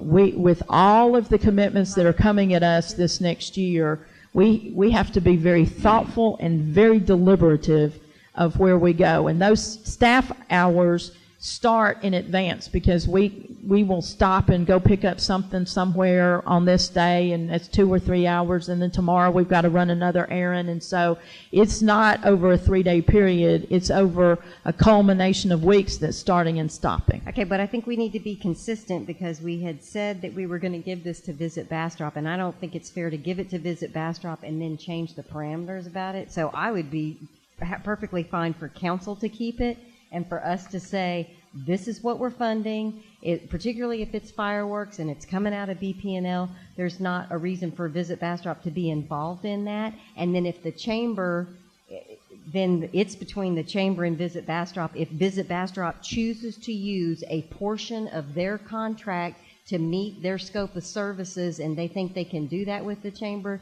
that's fine. But it feels like we're getting a little bit of a mix to say, okay, Visit Bastrop, it's yours, but now we're saying, no, really, because if we don't have the 2 days, we don't have the 2 days. Okay, so let me be clear on what I want to manage, because I don't disagree with you. Visit Bastrop writes a check, and then the city of Bastrop supports Visit Bastrop's events. So we are the manpower. Yes. I want to get out of the manpower business. So if Visit Bastrop wants to write a check for it, then they need to pay us to run their event. I want to be abundantly clear about this. Yes. But that's not how it's working. So I appreciate who's I'm in saying charge, if but we it's need to not take worked that way, and I need the understand. manpower to be And- scaled back. And I guess what I'm saying is, if that's the issue, and then council needs to own it and hold that. Those hot funds, just so we're all clear, BEDC is a separate organization. However, those board members are appointed by the mayor and confirmed by this council. So there is a tie to that. Visit Bastrop, although we don't appoint the board members, they don't get a dime unless this council defines the contract and defines the amount of money that we're going to give. And I realize that they have a contract that currently says take out the convention center and you get half of what we anticipate. But that's a contract that we wrote and can be adjusted by us. So I just don't want us to be wanting to support you, but now it's because it's going through Visit Bastrop, it ends up backfiring on us. That's my only point. If I want us to maintain control of that part of it. Okay, so there are two pieces. Let's not get confused, and thank you. We're going to keep this focused. So we pay for the fireworks and the piece that is not tourist. That is right. That we have control over. We also have control over the 488 manpower hours. Those are the two things I need scaled back. Or if we're going to fund the fireworks at that same level, then we need to have a conversation about what in-kind services we're willing to donate, and anything above that we need to be paid for. So what we're talking circular. I'm not trying to take away Visit Bastrop's power. Don't need that in the paper. That's not what this is about. It's about the 488.25 staff hours we don't have to give. Right. So that's what I want to scale back. So if they can continue to do their 2 days and we can scale back the hours we contribute to it, to your point, Mayor, I don't care what they do. But we don't have that capacity. To this point, neither the Chamber nor Visit Bastrop has reimbursed the city for our time. That's the policy conversation I would like to very clearly have. So when we say scale back, are you comfortable in providing the $22,700 for the non-hotel occupancy tax portion of that? And then are you comfortable with us setting a manpower hour that we're going to donate, and anything above that they can reimburse the city for? So is that 22,000? I'm sorry. No, you go ahead. Is the 22,000 the fireworks alone? That's what that pays for? No, there are some things, and I'd have to go back and check my notes, but there are some local flavor things that we support and do, like the pet parade. We have staff that follows the pet parade down and sets it up, and that's what the fireworks are in that total? The fireworks are in that total, and the police protection that floats throughout the day is in that total. So yes, Okay. all of that is there. Thank you. But the hot funds, the 40,000 from hot funds is completely different stuff. That's right. It's the stuff that was determined to be tourism, like they had helicopter rides or airboat rides, and they bring in slides And that'll and still stay concerts under and all of Visit that. But Visit Bastrop will still control The their hot special funds. event portion of that, the 40,000, whatever that is, they'll have to meet Visit Bastrop's parameters. I would suspect Visit Bastrop's going to wrestle with this, because if you've only got 8,000 in 12 nights, I'm not sure it meets the conditions of hot, but that's their Okay. cross to bear. So I wanted to make a couple of points. First of all, you said that you're going to bring us a proposal about what we should, and maybe what we should be combining anyway, so that we can get the special events. So doesn't this kind of fall under that? So you're already going to be addressing that, right? Yes. but we just have to make this decision specifically right now for the budget. What I am doing is laying out some expectations so that we don't create an expectation going into next year's budget that it's going to look like this year's budget. Well, I agree, and I just want to throw one thing out there because I was involved in the pet parade and won quite a few awards, but I quit going because it's not fun to go. It's so hot. And I don't, just for an idea, you already have staff out there in the afternoons, late afternoon, and the early evening doing the event. I just think it might be a good idea to shift the parade to that time, and then you don't have this split, because you're talking about a break in the middle of the day, and maybe just put everything later in the day, because it was just really hard on the animals. I mean, I just wanted to throw that out there. So, is it? It's pretty common practice in other cities for the city to be reimbursed for police time and setup time and that kind of thing, isn't it? Yes, and that is part of what we will be bringing back in our special events ordinance, is to be able to get those costs covered. But part of being able to do that is we have to tell you what they are. And until this year, we've not tracked any of that. One of the things that staff has done that I think is awesome, and so I'm going to by way of background, we have a lot of FEMA declared emergencies. And one of the things that FEMA declared emergencies requires really good paperwork. And typically when you have some kind of an emergency, you have what's called an incident action plan. And they come with a number of FEMA forms. And you need muscle memory to complete the FEMA forms. And if you only deal with the FEMA declared event every 4 years or so, that muscle memory is lax. So one of the things that we've done to protect that muscle memory is we use the FEMA forms and we create event action plans using the FEMA model with every special event we do. So now we're very comfortable filling out the FEMA forms. One of the things that a FEMA incident action plan requires is for you to track your hours to be reimbursed by FEMA. So by doing this event action plan, we now have a mechanism in place to track all of the man hours we're now dedicating to all of our events. So that's the background we needed to say to you. We absolutely should be doing that, but if you don't have any data to prove and you don't know what the costs are, you can't establish fees for services. Sure. Well, go ahead. Let me say this about that. The HOT fund does reimburse the general fund for expenses on HOT supported events, but that's one city fund paying another city fund. That's not the event owning its cost. One of the things that allows the police department to do is to use outside agencies to support the events, okay? And that's important because we require police security, and if we didn't use outside agencies, then our police officers would be working all the time. The one thing that we have so much overtime that our police officers would like time off. They don't want to work the special events, so it became a problem filling it. So James is able to use outside agencies to solve his problem. That does not provide a solution for Trey and his team. So they get voluntold to work events.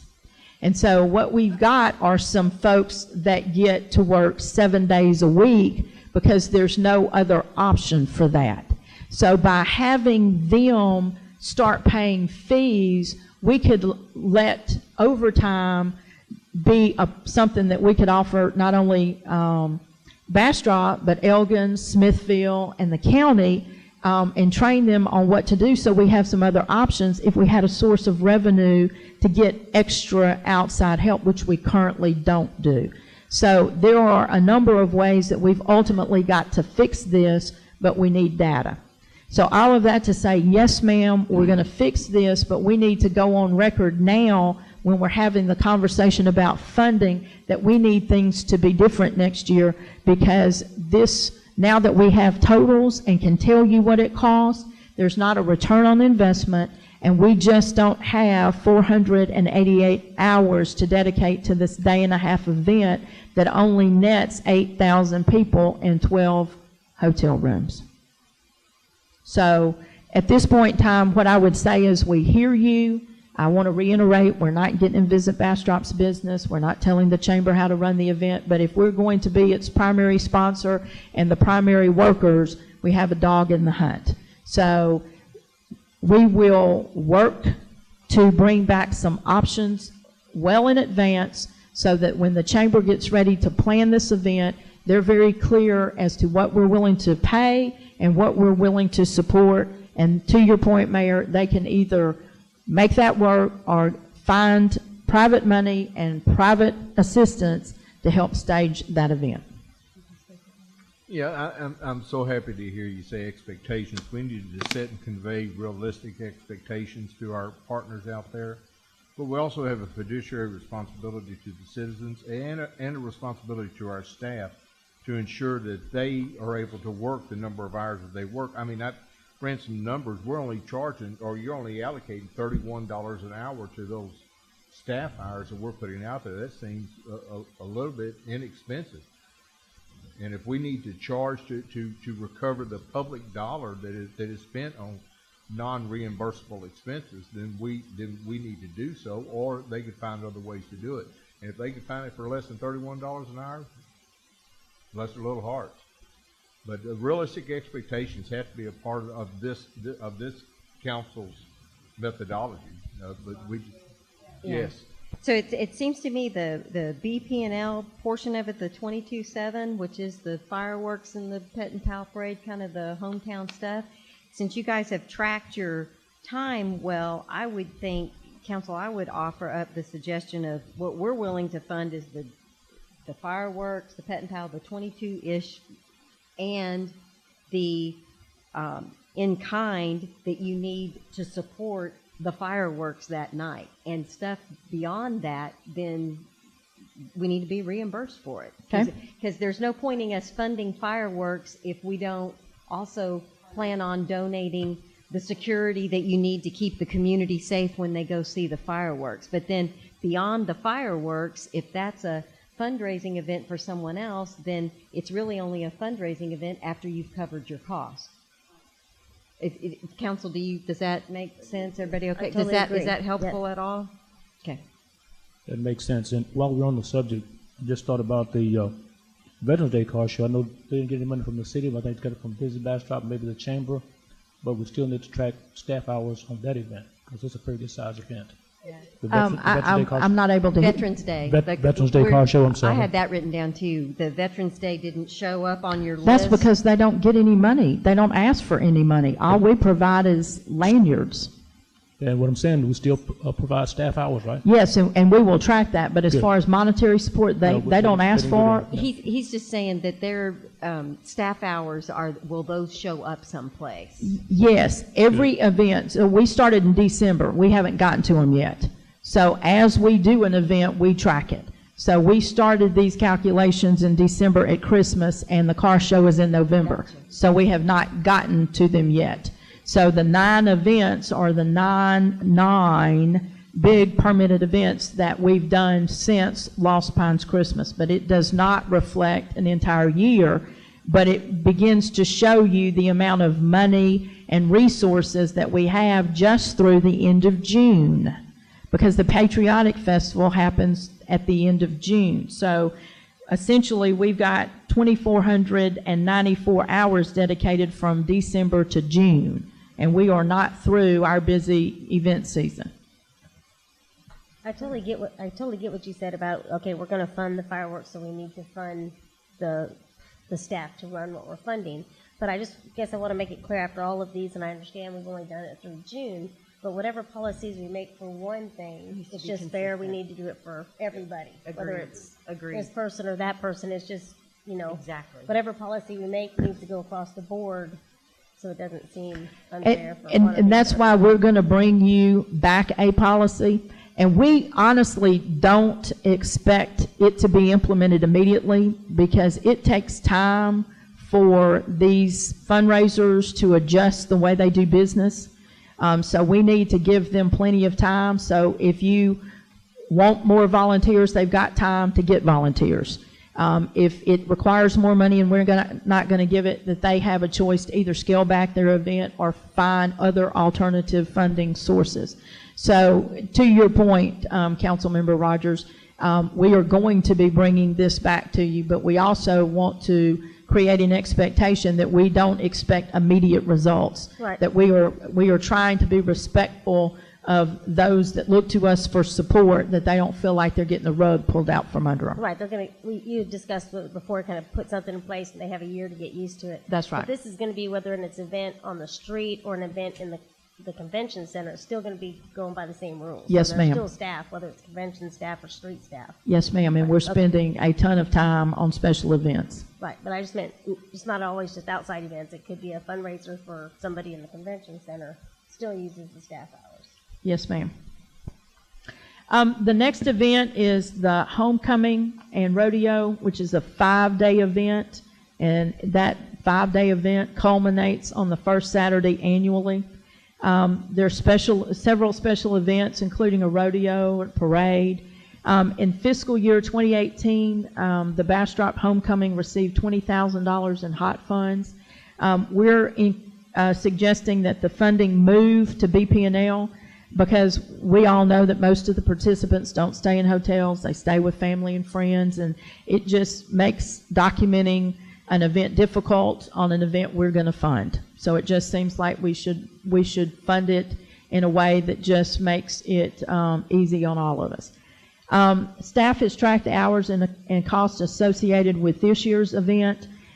We provided 240.25 hours of staff support, and that totals $6,906.55. And that's in-kind services between police, parks, hospitality, and downtown. And so our total support for this event is $26,906.55. We have not gotten a post event analysis from them, so I can't answer any questions or anything about that. The Juneteenth celebration is always the third Saturday of June, and this year marks the 31st anniversary of this event. Saturday includes a parade and a car show and scheduled entertainment throughout the day. In fiscal year 2018, Juneteenth received $5,000 from BP&L. We provided 118.5 hours of staff support, totaling $3,678.22. And those in-kind services were between police, parks, hospitality, and downtown, which makes our total support for that event $8,678.22. Any questions beyond the conversation we've had for special events? One question on the total expense to the city. Does that include the $8,678.22 for the Juneteenth? Include the $5,000 that Yes. we provided them? It's the $5,000 plus whatever in-kind services of staff. Yes, sir. Moving along, we have a contract with Visit Bastrop, and in that contract, how we provide compensation is defined in Section 3, Compensation to Visit Bastrop, Item B, and that is beginning on October 1st, 2017, the city shall target 50% of the net hot revenue collected, defined as hot revenue minus the provision of payment satisfying the city's outstanding debt secured by hot. The amount should not be less, should not be less than 45% of the total hot revenues. In fiscal year 2018, Visit Bastrop's calculation was incorrect because we did not take into consideration the debt payment. So this year, the payment calculated is going to be $1,111,907. Visit Bastrop has been provided that information, and when they present their budget to you in September, it will have this amount. What was last year? It was just over 1.4 million. It was 50% of the The other thing that we're going to have to work through, and we'll do it with the new director when they get on board, is there has to be some kind of true up, because we paid Visit Bastrop based on a projection of hotel revenue that didn't happen. So we probably need to have a policy conversation about how big does that number have to be before you're interested in making some adjustment to next year's payment, because they are responsible for helping to generate the revenue source. So there needs to be, in my opinion, some skin in the game when the revenue doesn't get met, that they don't get the benefit as if it had been. And I think I believe we covered this in our joint meeting, but I think another thing I would like to see of that 1.4 million signed for that contract with those scopes of services, I'd like to see how much money they spent. And yes, we accomplished this scope and we spent this much money. And yes, we accomplished this something that trues up.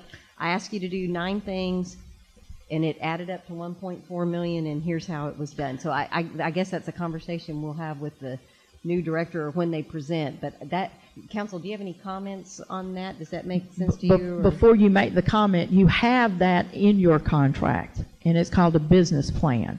It's just this year they didn't have any historical data to draw from, so they presented the work plan or the business plan, and it was a series of deliverables like do a brand survey. So the mechanism with some history is the business plan. And part of what your Visit Bastrop board meeting in June is to talk about the expectations in the business plan, because they have to bring the business plan back to you with their budget for you to authorize this money. So the mechanism's there, it's just there hasn't been enough history to do what the mayor knows needs to be done. So hopefully with some performance and time, we can get there, because that is absolutely what that business plan, when you read the contract, is intended to be. Yeah, but you're talking about detail, too. Being provided detail.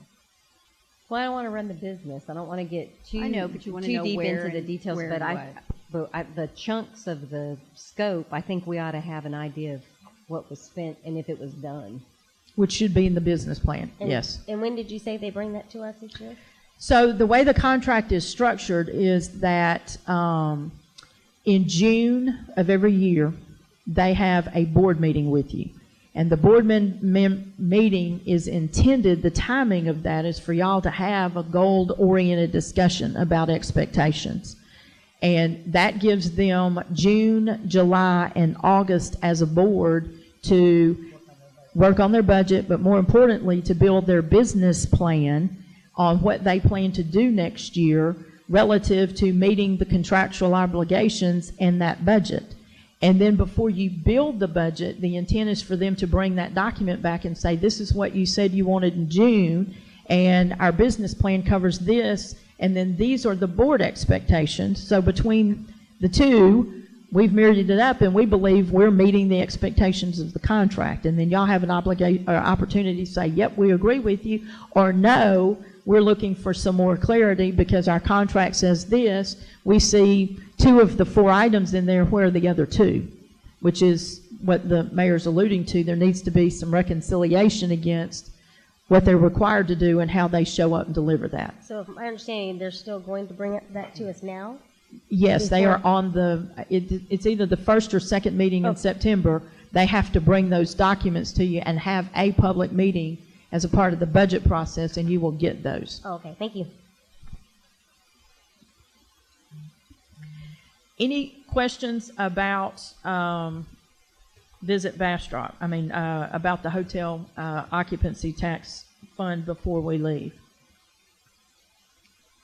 I would encourage y'all to read the goals and objectives and the recent accomplishments that each fund has, and highlights the activities that they've done in way of production that I kind of covered last night, just in the interest of time, just in totality. If there are no other questions, Mayor, how about we move to the water wastewater? And then we'll come back and pick up the capital improvement.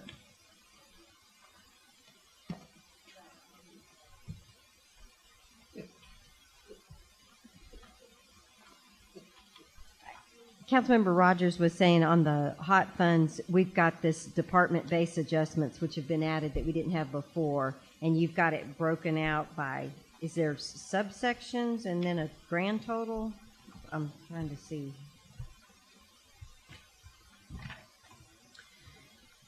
So there is not There's not a grand total. a total. There is totals by division. So each one of these organizational has its own fund summary.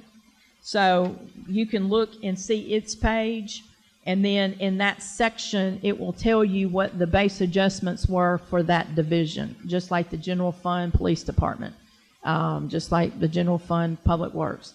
And so the next convention center has their own division and budget, and that marks the changes on that sheet. So if you'll look at the beginning of the budget, each one of these has its own sheet and its own categories. The department changes are tied to each one of these program divisions. Okay, so Councilmember Rogers, the Destination Marketing Corporation, there's the number we were looking for. So it's by truing up the contract correctly, they're getting $329,000 less. So that's a place that we could see it and know. Okay. That's right. And then just like the general fund, there are enhancements that have been added to this budget. And one of the things that we've added at the convention center is money for the mowing contract, because when the budget was scaled down for the convention center several years ago, the mowing contract was taken out, and the convention center attendants were required to mow and keep up the external grounds. Well, now that they've increased rentals by 50%, they don't have time to work outside, and our grounds are not appropriately maintained to set the image we want for the folks coming in.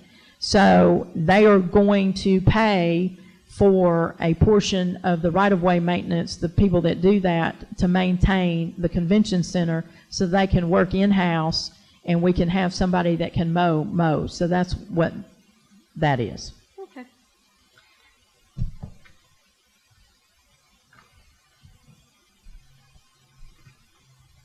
I do have a question. Under all this, in that breakdown for the department adjustments, I noticed that all the legal funds have been moved all to hot funds. All of the what? Well, Legal. under hospitality, the legal funds was moved to hot funds. Underneath Main Street, the legal funds were moved to organizational. Is that just for? We just consolidated all of it into the organizational division. Oh, okay. Instead of having it spread out in all the other divisions, we just put it in the organizational division. We pay for our legal out of organizational in the general fund, and it helps with coding. And if you've got it staged in all of these little places, those are individual journal entries. So if we only put the legal in one place, then it's easy to code that, because Alan breaks out his bill, and it helps us if we're paying Alan to do a hotel occupancy tax related function, the hot fund, not the general fund, needs to pay for that. But rather than putting it in all of the individual budgets, that's an organizational wide function, so that the hotel occupancy tax has legal money to pay for its legal questions, but it doesn't have to be in convention center, multimedia, and all of that to function. Instead of teacups. Thank you. That's exactly right.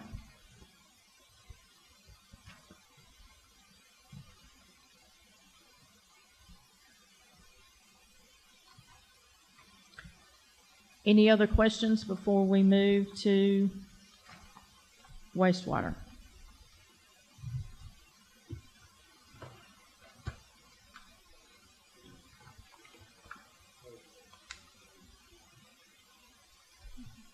I know. Big numbers, lots of commas. So I want to, before we get into the minutia on this, I want to back up for the benefit of those watching at home to appreciate the journey that we have taken collectively in the Water Wastewater Fund. To say we have spent extensive time analyzing the city's existing water and wastewater is an understatement. Y'all have spent considerable policy time. You had a very lengthy, very tiring Saturday workshop in March where we discussed current conditions, and you reached consensus on a plan of action. And this council has been crystal clear that y'all are no longer going to kick the can down the street. We have some really concerning situations in water and wastewater, and the time has come to fix them. So with that said, our wastewater treatment plant was purchased in the 80s for $1. It was rehabilitated, but it has lived beyond its expected useful life. We know this because the engineer that built the packaged plant for Austin in the 80s works for HDR and came and was a part of the presentation and told you personally that that packaged plant was built to last about 3 years while Austin was building a permanent plant to get out of hot water with the TCEQ of the day. So we praised him for his great engineering work because his prepackaged plant has far exceeded the 3 years of its useful life. We have had the thickness of the metal tested, and it has some significant deficiencies, and we are susceptible to a catastrophic failure at any time. And I share that because y'all were crystal clear that the reason we're doing this is not for future growth. We're doing this because we need our toilets to flush and not create an environmental emergency in the event that doesn't happen. We recognize that our wastewater certificate of convenience and necessity, which is what we call our CCN, that determines our service area, is 3 times the size of our water certificate of convenience and necessity. So there are areas in our service area that are not necessarily in the city limits of Bastrop we have to provide service to. So we need to build this plant from an economically feasible perspective for growth so we can manage that over its useful life. It's going to be a very expensive proposition. Most communities have already taken this journey because they didn't have an opportunity to buy a wastewater treatment plant for $1. So our rates are not reflective of what those that have had to build wastewater treatment plants are. So it was determined in the discussions in March that y'all wanted to begin to raise the service fees over the next several years so that it would not be sticker shock when we had to start financing the wastewater treatment plant. So we are proposing that the wastewater service charge or minimum service charge increase by $10 per month effective October 1st. The reason for that is that we don't have final numbers and we don't know what the end game is going to be. And y'all recognized that in March, but you know we need to do something, so we're proposing the $10 charge.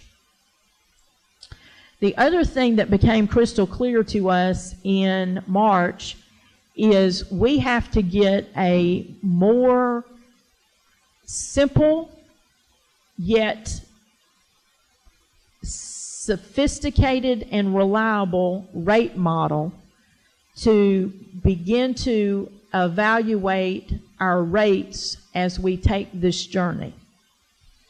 And the reason for that is this. We have multiple water and wastewater projects that are going to be built over the next 4 years. And each one of these projects will have cost evaluated at the 30%, the 60%, and the 90% plan completion standpoint. And we need to have a model that Tracy can manage internally with some known assumptions that we can manage. So when we get new cost numbers, we can sit down with our financial advisor and make appropriate adjustments without having to have a full-scale rate study done every time we have a question, which is the way we're currently set up. And so we have hired Nugent Strategies, it was under my limit, to build us a rate model. They do it all over the state. Once you get your assumptions established, then there's something that Tracy can maintain. And then typically what you will do is a rate study about every 5 years. You go in and reevaluate the model, make sure your adjustments still work, have the rate consultant evaluate it, and then we do it in 1-year increments. We hope the model will be finished in September. That's going to be important because over the next several council meetings, you're going to be hiring a number of engineering firms to begin the process of designing a water plant, a wastewater plant, so we can get a sense of what they're going to cost. And I'm not talking about numbers today because there's some sticker shock available and plenty to go around, but there are conditions that are liable to change, and we hopefully will see these as worst case scenarios and that they will get better. So some of the things that become policy decisions for you to make this next year before we sell any kind of debt is this. To this point, all of the debt associated with the water and wastewater funds have been sold as certificate of obligations, which are tax-supported debt. But we are now getting to a point where we're going to make significant investments in infrastructure that will impact people that may or may not live in the city. So we need to start treating the water and wastewater fund as an enterprise fund that needs to sell debt that's supported by its own revenue. And when you do that, they're called revenue bonds. And we've never sold revenue bonds, but we're going to have to start selling revenue bonds. That is going to have a different debt coverage ratio that will impact our fund balance. And that's also something that we have to factor into our model, because as you sell debt, our fund balance requirements go up, and that has to be calculated into the rate. So I'm trying to simplify what is going to become a very complicated process moving forward. So we have to set Tracy up for success with this model, because periodically through the year, we're going to have to start having meetings with our financial advisor and building a multi-year rate strategy. So y'all will adopt a multi-year rate ordinance that you will amend annually. And part of the reason you adopt a multi-year rate strategy is to give the market comfort that the rates will support the debt. So this is going to change the way that we financially manage the water and the wastewater. So once we get the model, Trey and Jerry are working with engineers to get Gantt charts built and schedules on when they think we'll get 30, 60, and 90% plans and get cost adjustments. And we're going to have to build a calendar for managing debt and rates, just like we're going to have to build a calendar for managing construction.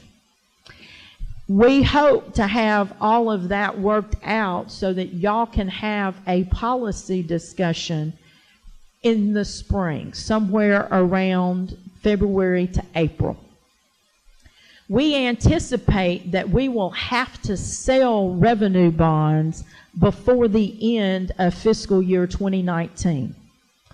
However, there is sufficient money in the wastewater debt fund that we could make the first payment that could potentially be due in August on those revenue bonds until y'all can establish rates that will generate enough money to pay for them.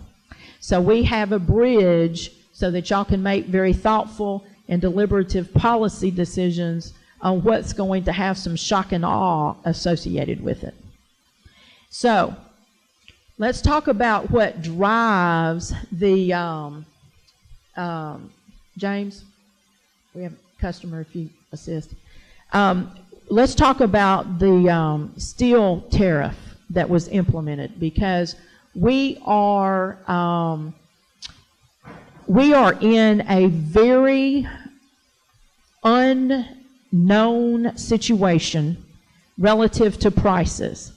And I cannot reiterate this enough, because I want y'all to know that before we talk about the cost of the capital improvement program, because it has significantly increased from what we told you in March and what we all thought was going to happen. And there's a reason for that. We talked about this last night, and it's the steel tariff that President Trump has enacted that raised the cost by 25%. China is scaling back their steel production by 20%. So what you've got is a market in flux. And so nobody really knows how long it's going to take for our domestic steel plants to go back into production and be able to produce steel in America. So when you've got unknowns, the market compensates by doing what? Raising the price. And so we are in a period of significant uncertainty, and our costs are beginning to reflect that. And so what I want to reiterate to you is our capital improvement program covers a 4 to 5 year span. That's a lot of time, and a lot of things could change in 5 years. Production of steel could happen in America. Supply could exceed demand. And when supply exceeds demand, pure economics says the price drops. When you have a concern that your supply is going to exceed your demand, then the prices go up. And so we are in a period of instability. I cannot put enough asterisks on that, because when we talk about price, y'all need to appreciate that a lot can change. So with that, let's talk about what's in the capital improvement plan so that we can talk about cost. The Bastrop Comprehensive Plan sets a goal of 2.2 to ensure a long-term water system capacity for existing customers while accommodating incremental growth and development. So we did an operational assessment on our water system, and currently we have multiple zones. The Willow plant feeds Zone 1, and the Bob Bryant Park plants feeds Zone 2 and 3. The Bob Bryant plant has well H and I, and well H is an alluvial well, and it is blended with the deep well we have in the Simsboro aquifer. And it has to be blended because of the total biosolids that exist to get it to where it meets TCEQ standards. And so that's part of the issue. The second is it generates methane that has to be scrubbed. The third piece to that is that it was built with a very inefficient process that has a tremendous number of filters that create a lot of challenges for us operationally. So when you move to the Willow plant, okay, what did we change at Bob Bryant? It's the chlorine at Bob Bryant. Yeah, Bob Bryant has a double the chlorine demand and half the production. There you go. So Willow has a corrosive water source, or have I got them backwards? Bob Bryant is corrosive, yeah. Bob Bryant is corrosive, and Willow is, let me get it straight. It has the biosolids, so I've got my facts straight but confused with the plant. So let me just simplify this. When you've got one that's corrosive and one that has high biosolids, you can't mix them well.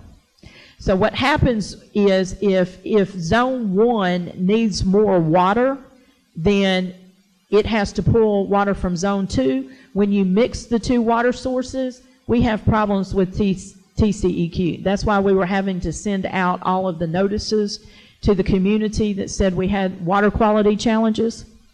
So that is a problem that has been studied. We determined that the permitted amount of water that our system is permitted for, that we can actually produce, we only get half out of our current system of what we're permitted for.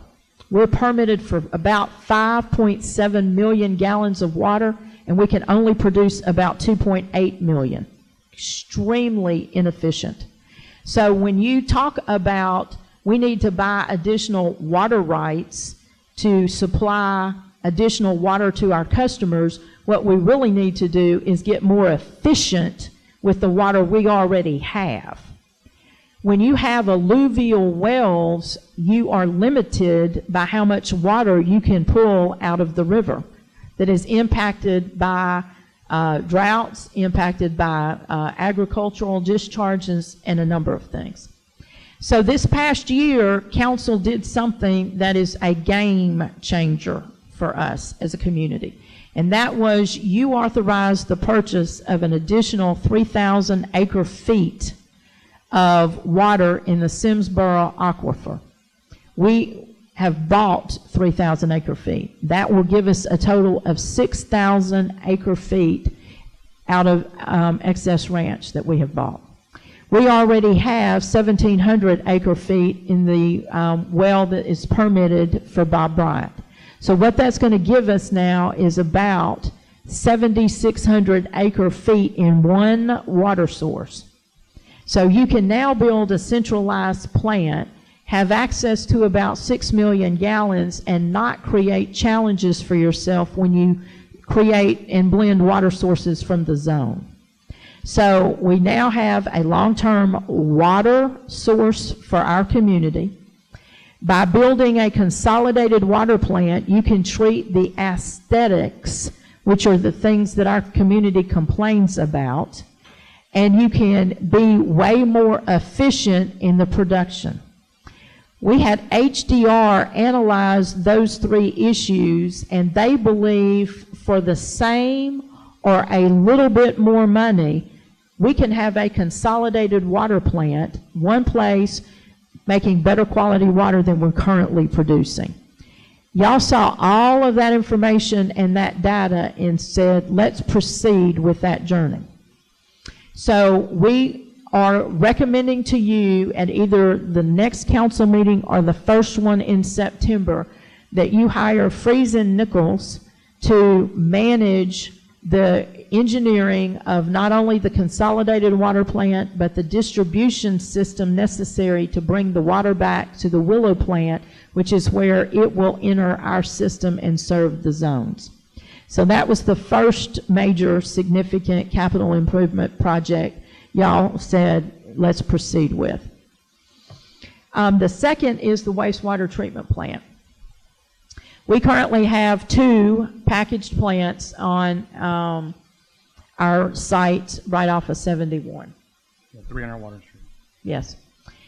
And back in 2005, the city secured 26 acres off of 304 to build a 3rd wastewater treatment plant.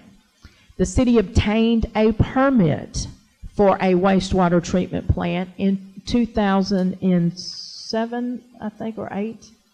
Yeah, the original permit was in Yes. 2007. It expires in September of 2019. And so we had HDR evaluate our packaged plants, evaluate the design that had been created for the 3rd wastewater treatment plant, and it was found that those plants were incomplete. It did not have some significant equipment that was needed.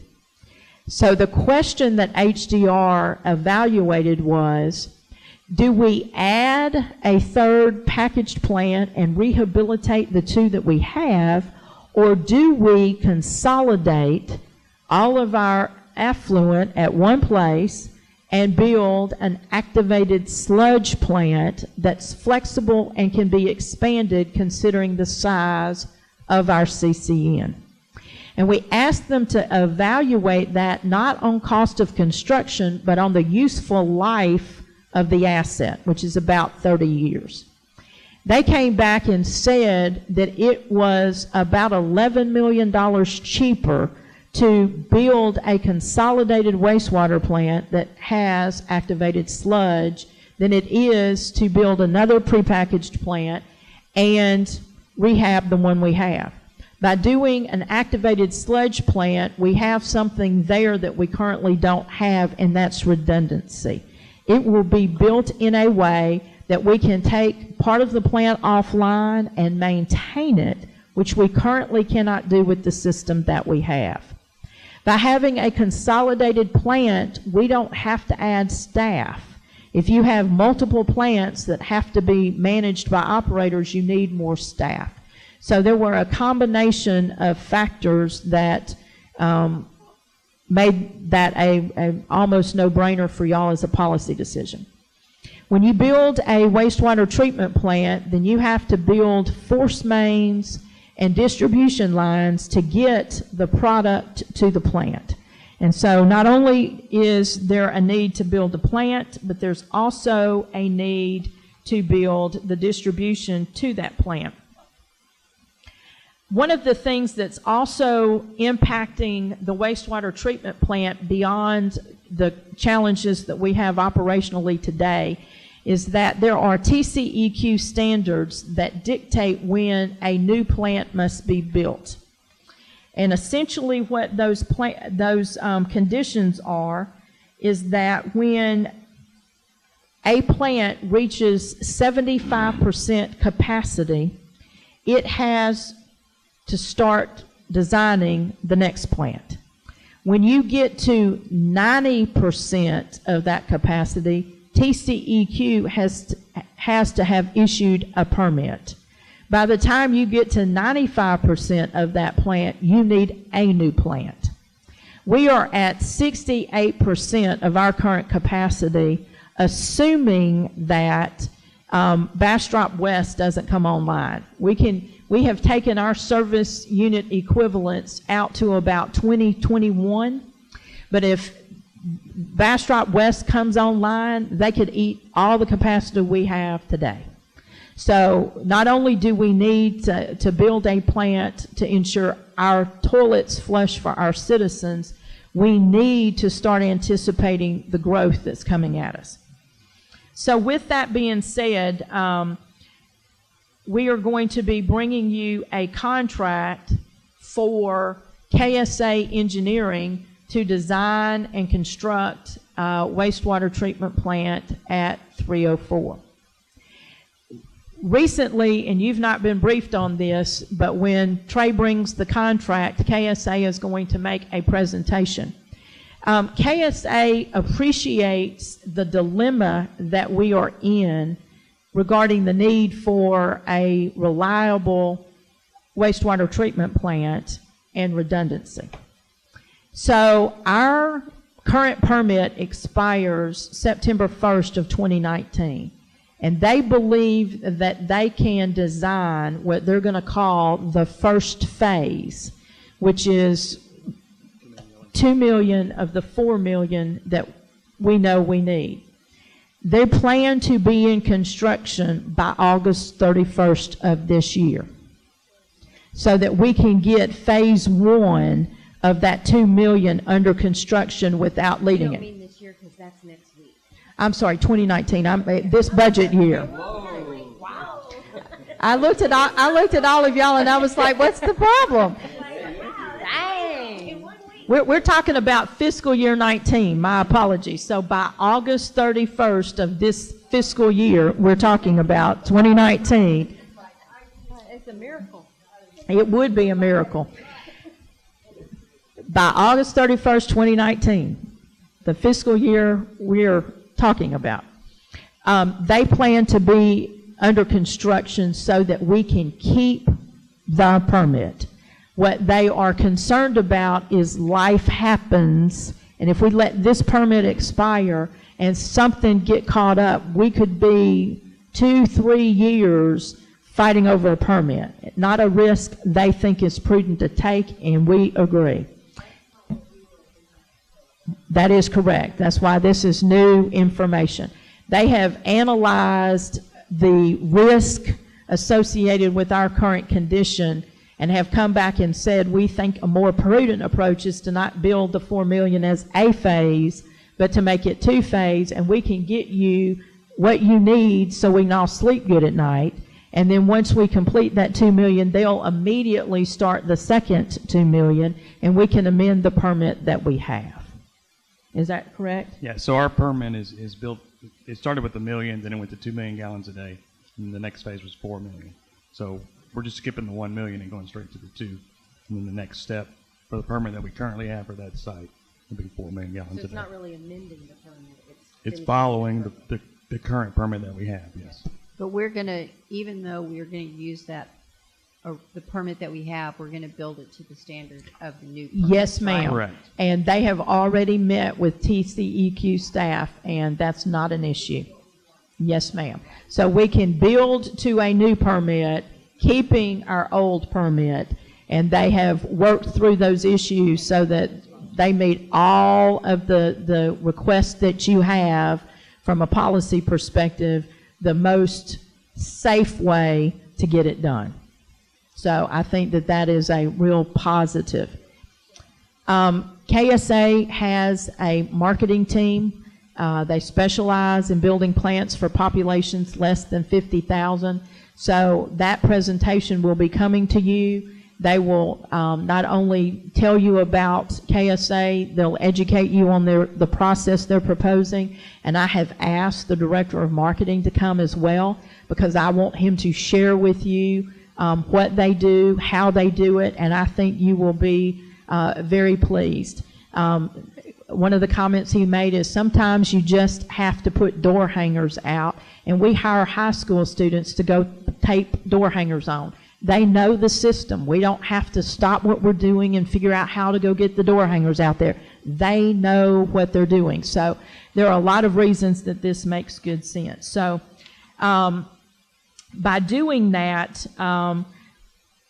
essentially, we're going to be making significant changes in the water wastewater system that we have.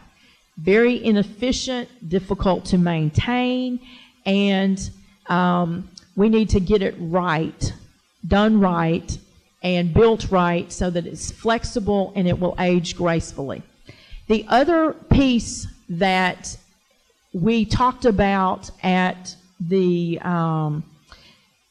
day-long retreat with y'all was that we also need to ensure, in order to meet our goals of the comprehensive plan, is that we have to maintain the system. So this year, fiscal year 18, Curtis and his team and Trey have put together a 10-year maintenance schedule for both the water system and the wastewater system. And those pieces are now the story you need to evaluate the numbers of water and wastewater. Because there are increases in the line items of this budget, and they are attributed to two things. One, buying the materials and supplies we need to maintain our system at an appropriate national standard, so we're maintaining what we have well. And then there's capital associated with building the new facilities. So every one of the pots of money that's going up is either fixing maintenance or planning for capital. And I've summed up all of the increases in this fund with those things in mind. Just like the general fund and the hotel occupancy fund, this fund also has the department enhancements and the base adjustment changes. And so it will give you an idea of how they've moved their money and a plan for the operational things that occur.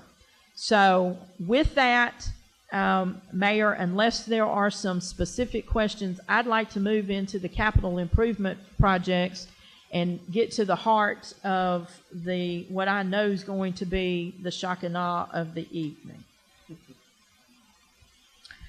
So, Council has been abundantly clear that we need to fix a number of challenges in the community that really have to be fixed. And so we are bringing you a capital improvement program with 5 different categories of projects. And they contain 2 specific kinds of projects. One is you feel that it is necessary to fix it because there is some kind of public safety requirement that's needed, or a previous council made the commitment and you're honoring it because of associated grant funds.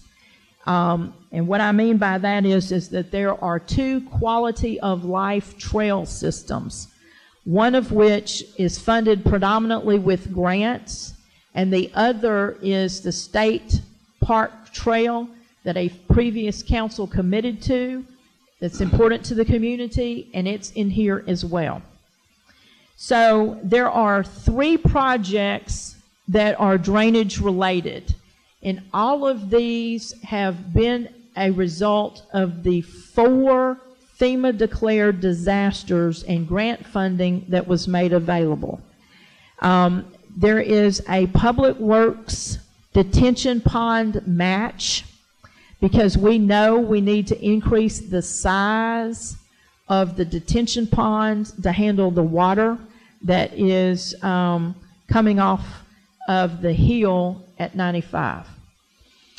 We also know that Pine Street is a place where multiple confluences of water come together and create backup. And so there is a match for that grant as well. And then on the infrastructure tour, you also saw the need for some drainage expansion at the Jasper Newton drainage improvement. So there is money in these projects that will build these improvements and match the grant money that we're getting.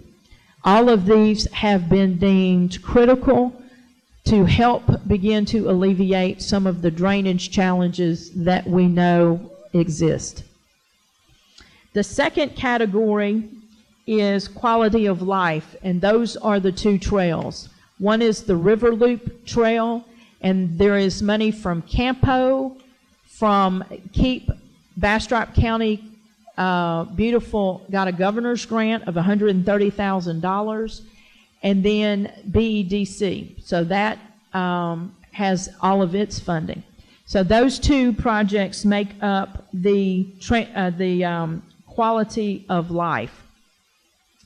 The transportation has several projects in it. The first that y'all have been crystal clear you wanted addressed is the Old Iron Bridge.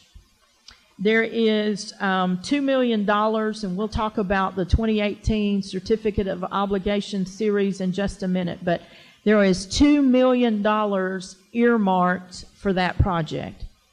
I will tell you today that we're not sure that's going to be enough money.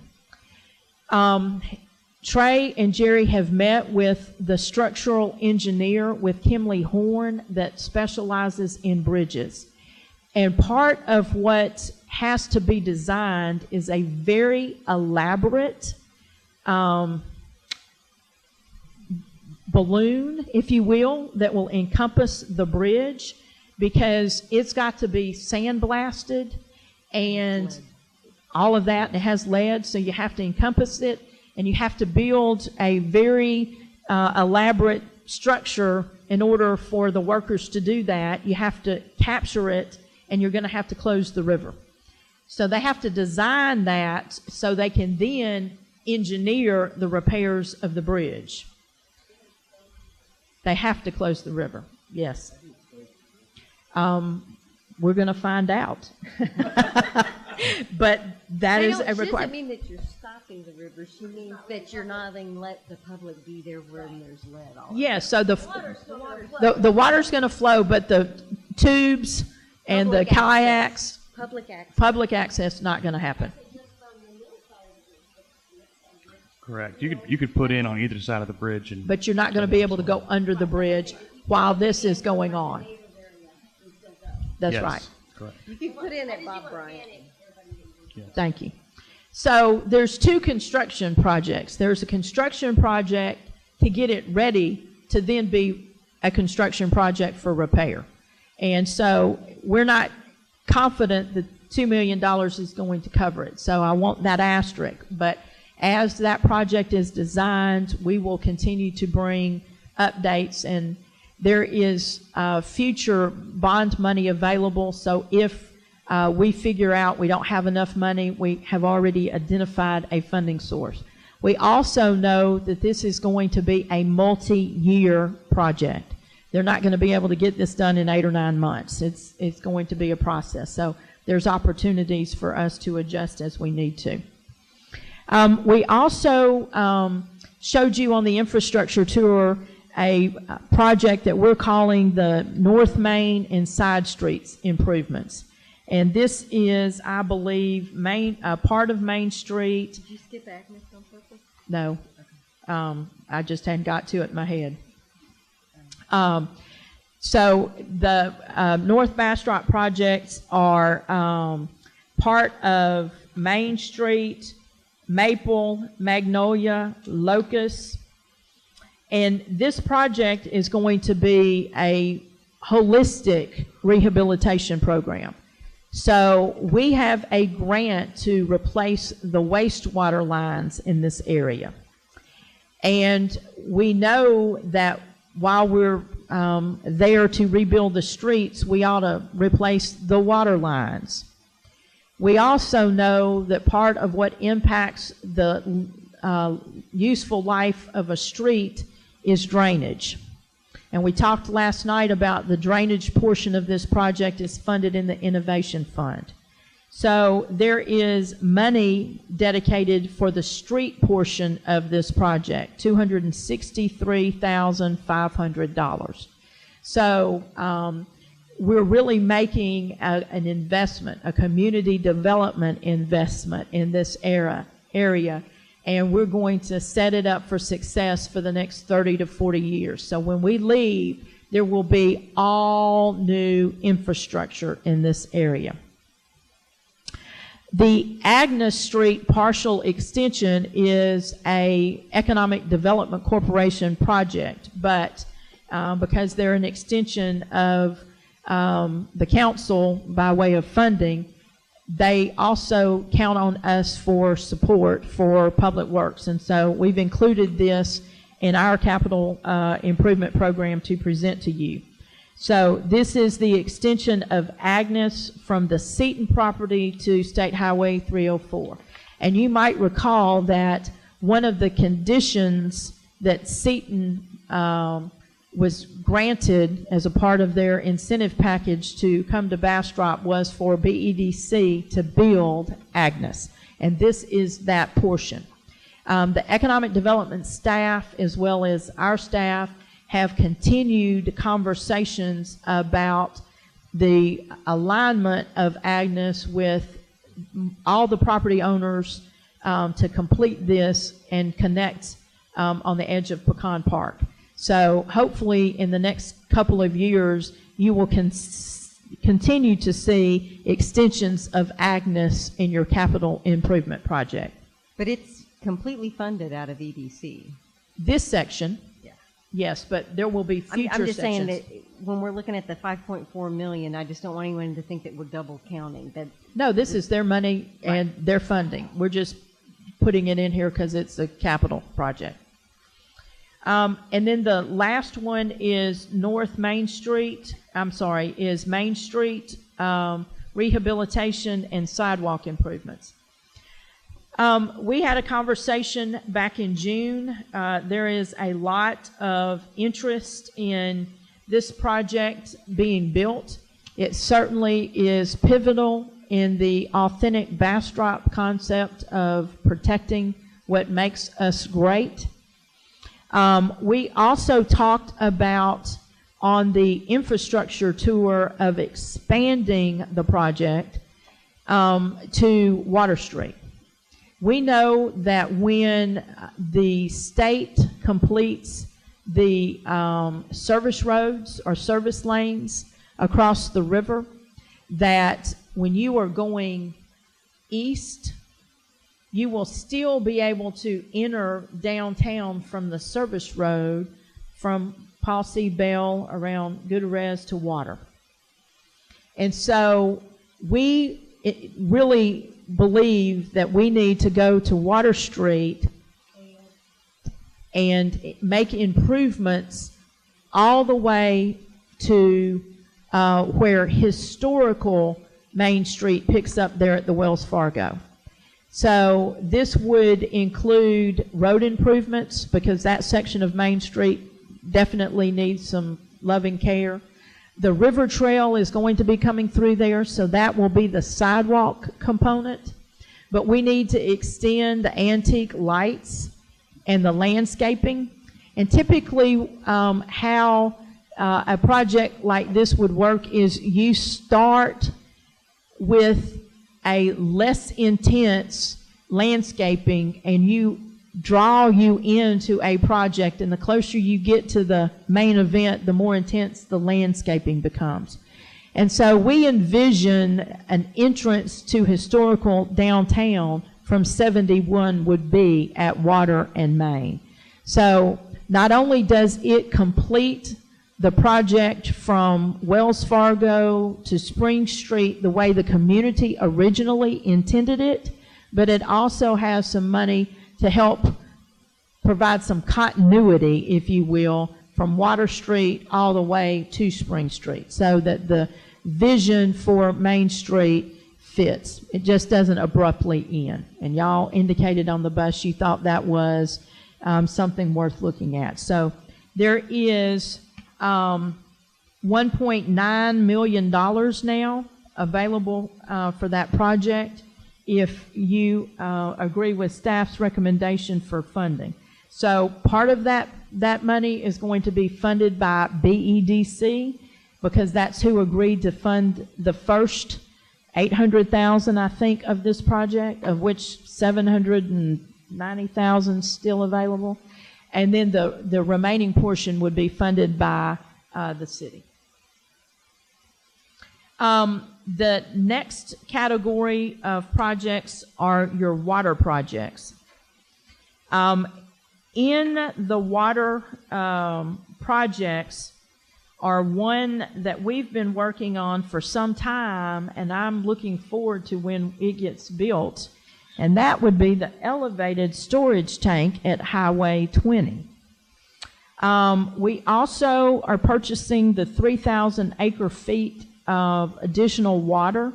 Part of the timing on that is it was involved in a bankruptcy.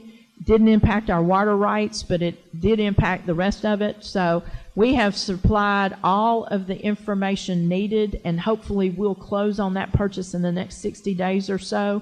But we have George Hyde and Art Rodriguez working on that. We've completed, or almost completed, the 16-inch water line across the river that gives us redundancy between our zones. The well that was drilled at Well J for the first 1,500 gallons per minute that we've been permitted for has been completed. Am I right? The consolidated water plant is also a project, and then the transmission line from Excess Ranch to Willow is included in the 6 projects for water. The wastewater portion of the CIP contains the wastewater treatment plant number 3. It contains the distribution lines, what we're going to call the collection system on the west side. It also includes the transfer lift station to get the solid waste from, or the sewer, from one side of the river to the other. We have received some grants for lift station generators so that should the electricity go out, we can continue to ensure the toilets flush, the water runs, and that we can process it.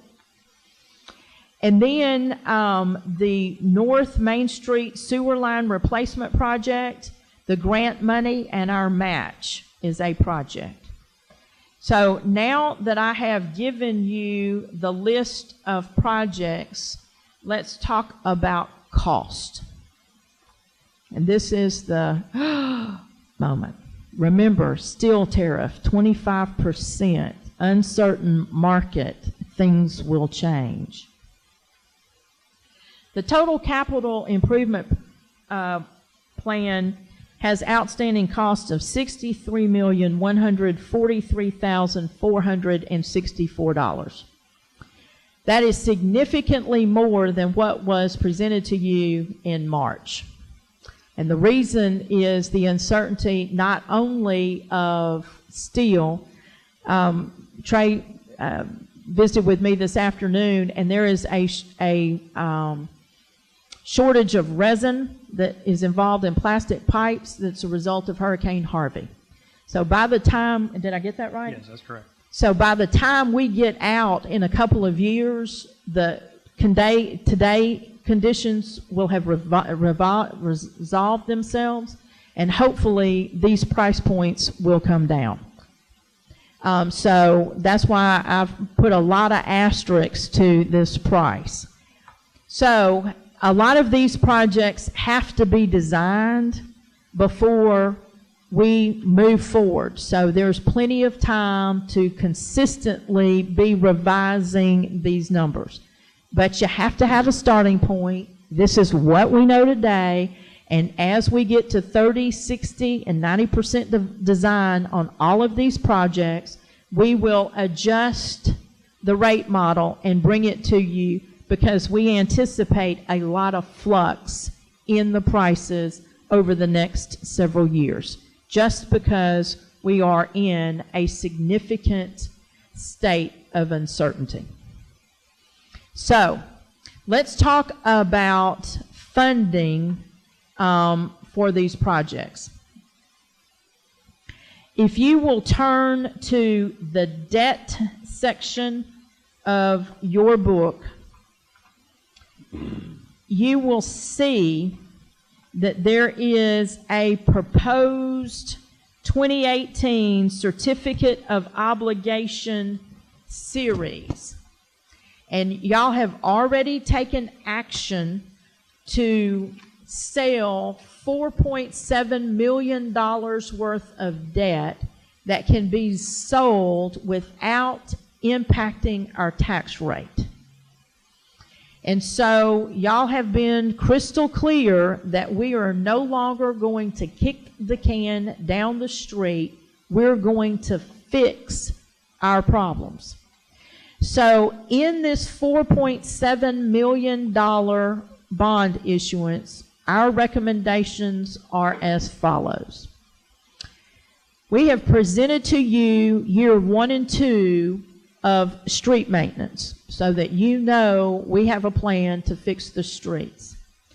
There is $1.1 million allocated in this issuance for street maintenance. Now, it's important to note that this street maintenance, because it's maintenance, will only have a useful life of about 5 years. So the money for this $1.1 million is amortized very early in the debt schedule so that it gets paid off in 5 years and not 20. But our financial advisor suggested that we sell one certificate of obligation for $4.7 million and amortize it over the life of the improvements to manage the cost of selling debt. If you have multiple issuance, you have to have multiple cost of issuance. Not a good use of money when you can manage the intent with the amortization schedule. So when it is supplied to you, you will see that the street drainage, the street maintenance and the North Main Street and side improvements for $223,500 are both going to be amortized as 5 years in that debt sale. The Pine Street drainage match, the Public Works detention pond match, both of those for construction, the Jasper Newton Street drainage match for construction, the Old Iron Bridge structural improvements, and our portion of the Main Street sidewalk and street improvements make up this $4.7 million debt issuance that will be at no increase in taxes to the community. So that funds the drainage, the quality of life, the transportation aspect of this plan. All of that is now fully funded with either the certificate of obligation sale or money we already have allocated in our budgets. And EDC. That's right. So identified funding sources. That leaves the water and wastewater CIP. Because those are enterprise funds that have two different service areas. They now require the sale of revenue bonds. So the water debt must be sold with the revenue bond and financed with the revenue generated by the ratepayers of the water CCN. That's important because the same applies to the wastewater. The revenue bonds that are sold for the wastewater projects must be supported by the ratepayers in the wastewater CCN. And they are not the same ratepayers. The Bastrop CCN is significantly smaller.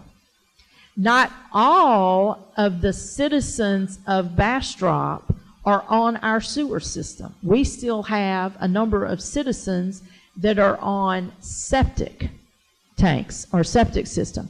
So it's important that the ratepayers that benefit from the facility pay for the facility.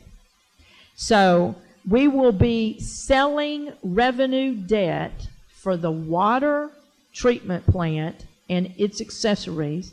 We'll be selling debt for the wastewater plant and its accessories and managing those rates separately so that the right ratepayers pay the right debt.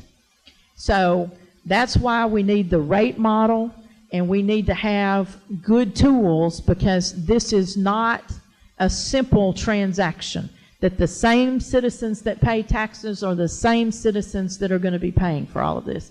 Not the case. So we're going to have to change our process. So with that, I have offered as much explanation and caveats as I know to do on something that's going to change greatly in the next 4 years. The projects won't change, but how they're funded and what it costs will. At this point in time, I'm happy to entertain any questions, but these are all projects that y'all earmarked as must-dos. Council, any questions for the city manager? I have a quick question, having gone over last year's book, and that is when I looked at your other funds, I don't see the red light camera fund listed in your other funds. We haven't gotten to them. It's They are in the designated designated fund. They're in a designated. It's in the designated. It's in the other funds in the fund called designated fund, and it's listed in the description at the top.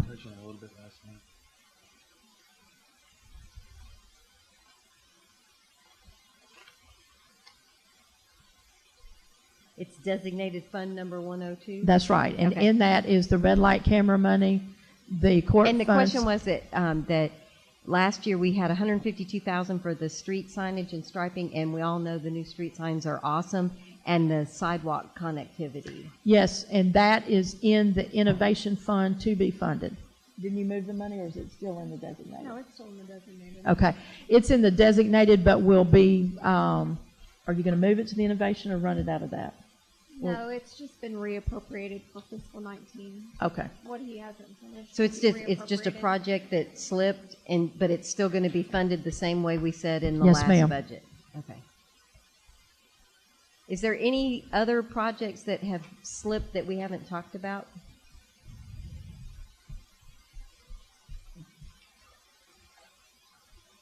And I apologize, Mayor. I actually thought that was in the innovation fund, so I thought we had moved that money.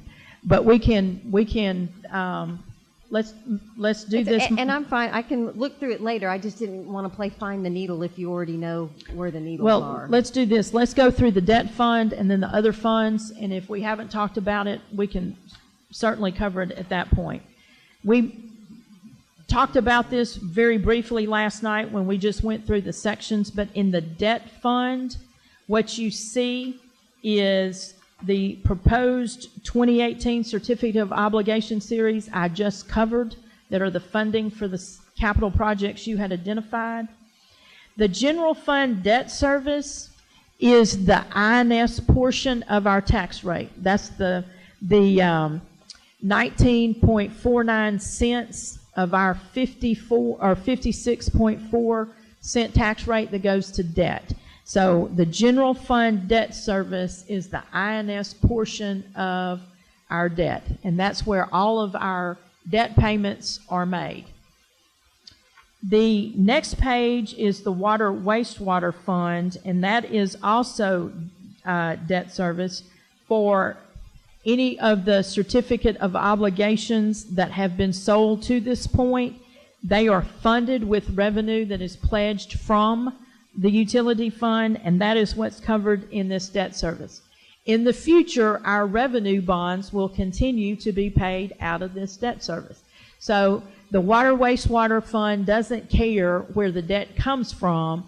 It just makes sure that the debt is paid, and that's what functions here.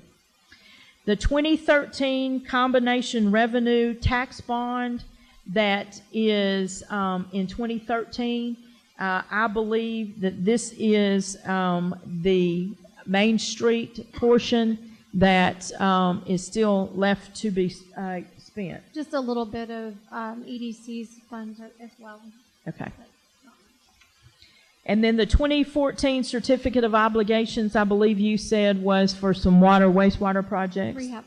Okay. And there's still some money available, which is why it's not closed out. Those projects are in the capital projects that we've covered. So we're using this money as a part of the funding for some of those projects. Okay. The remaining debt schedules are for money that is for debt that's been sold and been spent that we now have to pay back. And so at the top you can see how much the series was issued, its maturity schedule, and how much we pay. So that concludes the debt fund. Immediately behind that is other funds.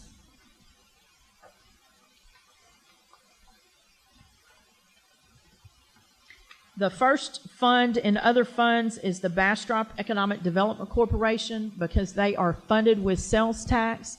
The sales tax comes to the city of Bastrop, and the city of Bastrop then disseminates their portion of our sales tax to the Economic Development Fund. So this first page is their revenue. The second page is the expenditures of their budget. And they have a detailed budget that goes to their board, and once it's approved, you'll be supplied a copy. But this is their preliminary categories that they've submitted to their board. Mayor, the next fund is Designated Fund 102, and that is where every fund that has a specific purpose designated by state law resides. And so traffic safety fees are our red light camera fees. Court technology and court security.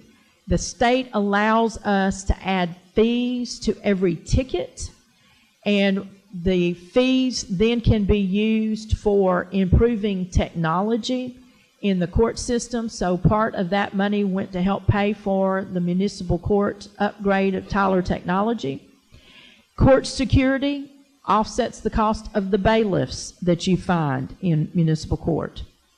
There is a juvenile diversion fee, and we use that to fund part of a position that provides juvenile case management services, so that some of the children that unfortunately become frequent flyers, we have a case manager that can help them have an outlet and hopefully keep them from being a return offender to the court system.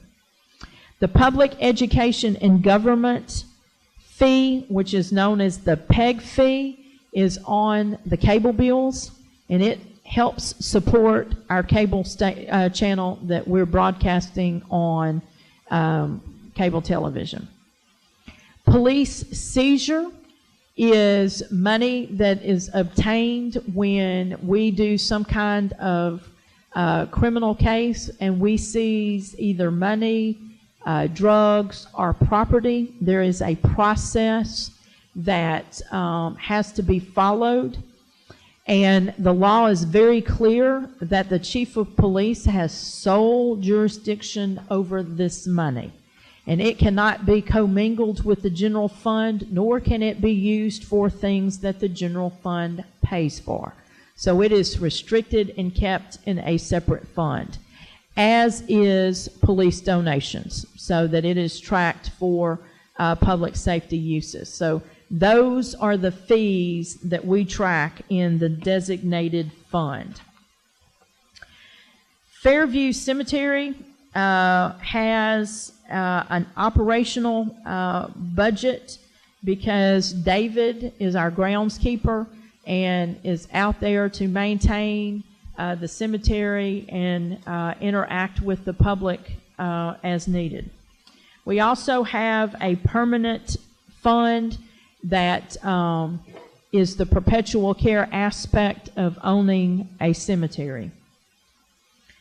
Grant Fund number 801, all of the projects that we talked about that were drainage related or transportation related, and I said that they had some kind of grant match, Well, the match is in the grant match fund. So whether we get it from FEMA, we get it from CAPCOG, or some other source, it all resides in Grant Fund 801. Hunters Crossing Public Improvement District, they do assessments to everybody that lives in that public improvement district. That assessment shows up on the tax bill for those that live in that area. And when they pay their taxes, they pay their assessments. And when the tax assessor collects property taxes and the assessments and we receive the check, the assessment piece of that transaction goes in the Hunters Crossing PID fund. One of the comments the mayor made is somebody said we have too many funds.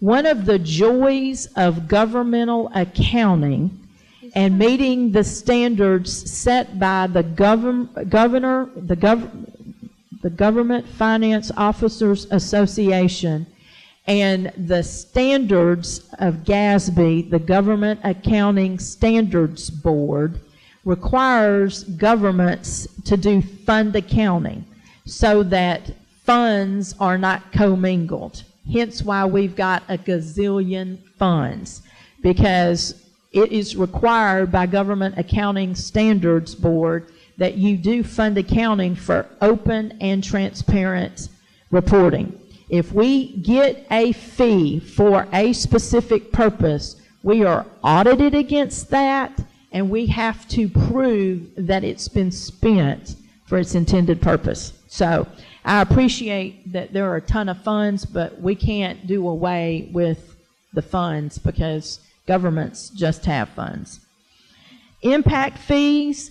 Every time an impact fee is paid, it is deposited into the impact fee fund. Part of the water and wastewater projects in the capital improvement program will have impact fees help pay for it, because part of what these impact fees pay for is improvements to the system. And all of our projects constitutes improvements to the system. The Library Utility Board Fund, they have a very active Friends of the Library group that do plant sales, book sales, and generate a considerable amount of money that helps offset programming at the library. And we run that money through the Library Board Fund, fee number 505. The park trail land dedication, as a part of our park land ordinance, when property is platted and as a part of the dedication, it requires, when you subdivide, that you donate either monetarily or with park land if we determine it's an important piece to our park system. So the monetary piece of the park trail land dedication is deposited into the Park Trail Land Dedication Fund, number 520. And then we also talked about the vehicle replacement fund last night, and we had a conversation about part of our fleet is funded, and for that part that's funded, the funding is in the Vehicle Equipment Replacement Fund. You will hear staff call that the VERF. That's the acronym for the Vehicle Equipment Replacement Fund. And we need to analyze this and identify what additional funds are needed so we can eventually get all of our equipment and vehicles taken care of. Mayor, I think that covers an overview of all of our multiple funds.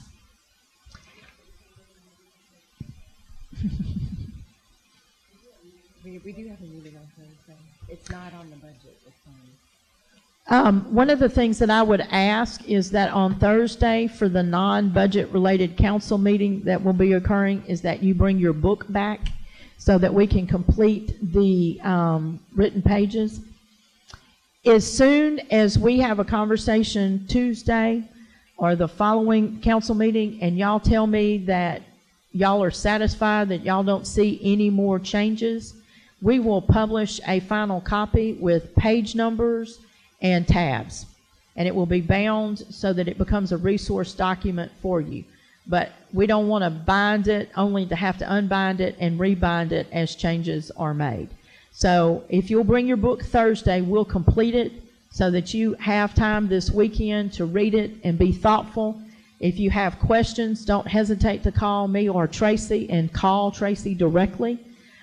We will capture all of your questions, and we will send an email to all of you that says the question was asked and here's the answer, because it's possible that some of you have that same question, or we'll field your questions at the next council meeting, because there'll be an item on the agenda to further discuss the budget. So, Oh, I'm sorry, I thought you wanted us to leave this and then pick it up on Thursday so we could have it over the weekend. just bring it back, or you can leave it. If you're not going to look okay, at I it just wanna between now and make sure- then, leave it you on can. Thursday, and then- But bring it on Thursday. I don't want you to That's what I'm leave saying. it, but bring it on Thursday, And and you'll get it back on Thursday. that's Oh, okay, right. that's where I misunderstood. I was like, Yes. how could I Bring drop- bring it in, they're gonna trade some things out I was and get it wondering back how to I you. could bring it and you bring it back to me on Thursday. No, just be sure and bring your budget to the meeting. So that sidewalk connectivity project that has slipped, where do I find it in this year's budget? It is in the red light camera. I did not make a note, but I will make sure that shows up in the budget memo, but the money is there. Okay, because I didn't know if we were taking a look at sidewalks in the area where you're doing all of the street improvements in North Bastrop, if there's some connectivity, because you're wanting to do everything all at once, and I don't remember.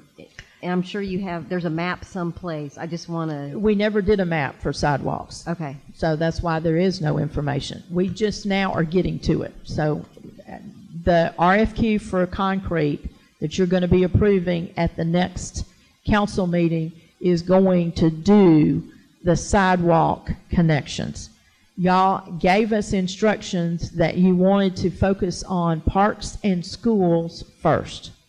So part of what is budgeted, I think, in one of Trey's departments is a consultant who we met at Go Collaborative, Hayden, who is a walkability expert, is going to come and walk our system with us, and we're going to prioritize the connections so that we can build a plan, which we will then be able to share with you that we don't have today, that we will get.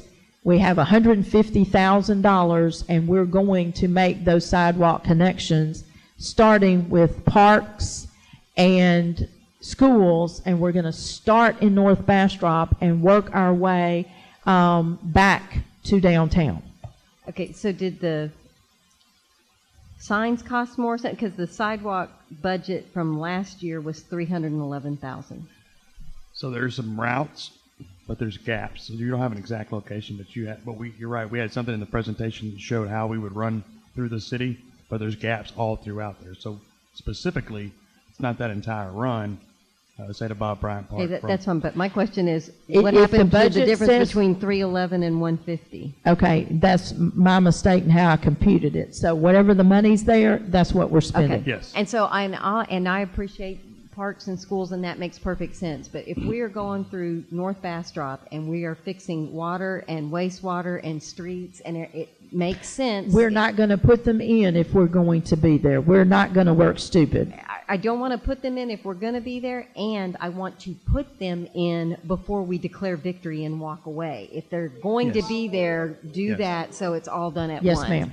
Even if it's not the exact priority of a park to a school, it just seems crazy because that neighborhood's going to go through, I believe the technical term is hell, while that construction's going on. Yes, ma'am, And that's there is the- no point in turning around 2 years later and putting the sidewalks in. I agree. Yes, and to ensure that we don't forget that, when we get a price and we work through the installation, we will include that in a CIP and earmark that money so it becomes part of that project. So we'll talk wastewater, water, streets, drainage, and sidewalks when we talk about the North Bastrop Community Development Project. And Trey, you and I both know that sidewalk may be cheaper if you make it a part of the street contract than if you're paying for it flat work separately. And the concrete RFP, and you'll see this on Tuesday night, is actually for the trails that we talked about, plus any additional paving that's built into each budget. Okay. So I have it broken down to any type of paving we would do. There's Let's a price just for be that. smart on the dollars and smart on the timing. That's Bill my has only something to request. say. Mr. Peterson. Motion to adjourn. Second. Thank you guys very much. 9:45 and we are adjourned.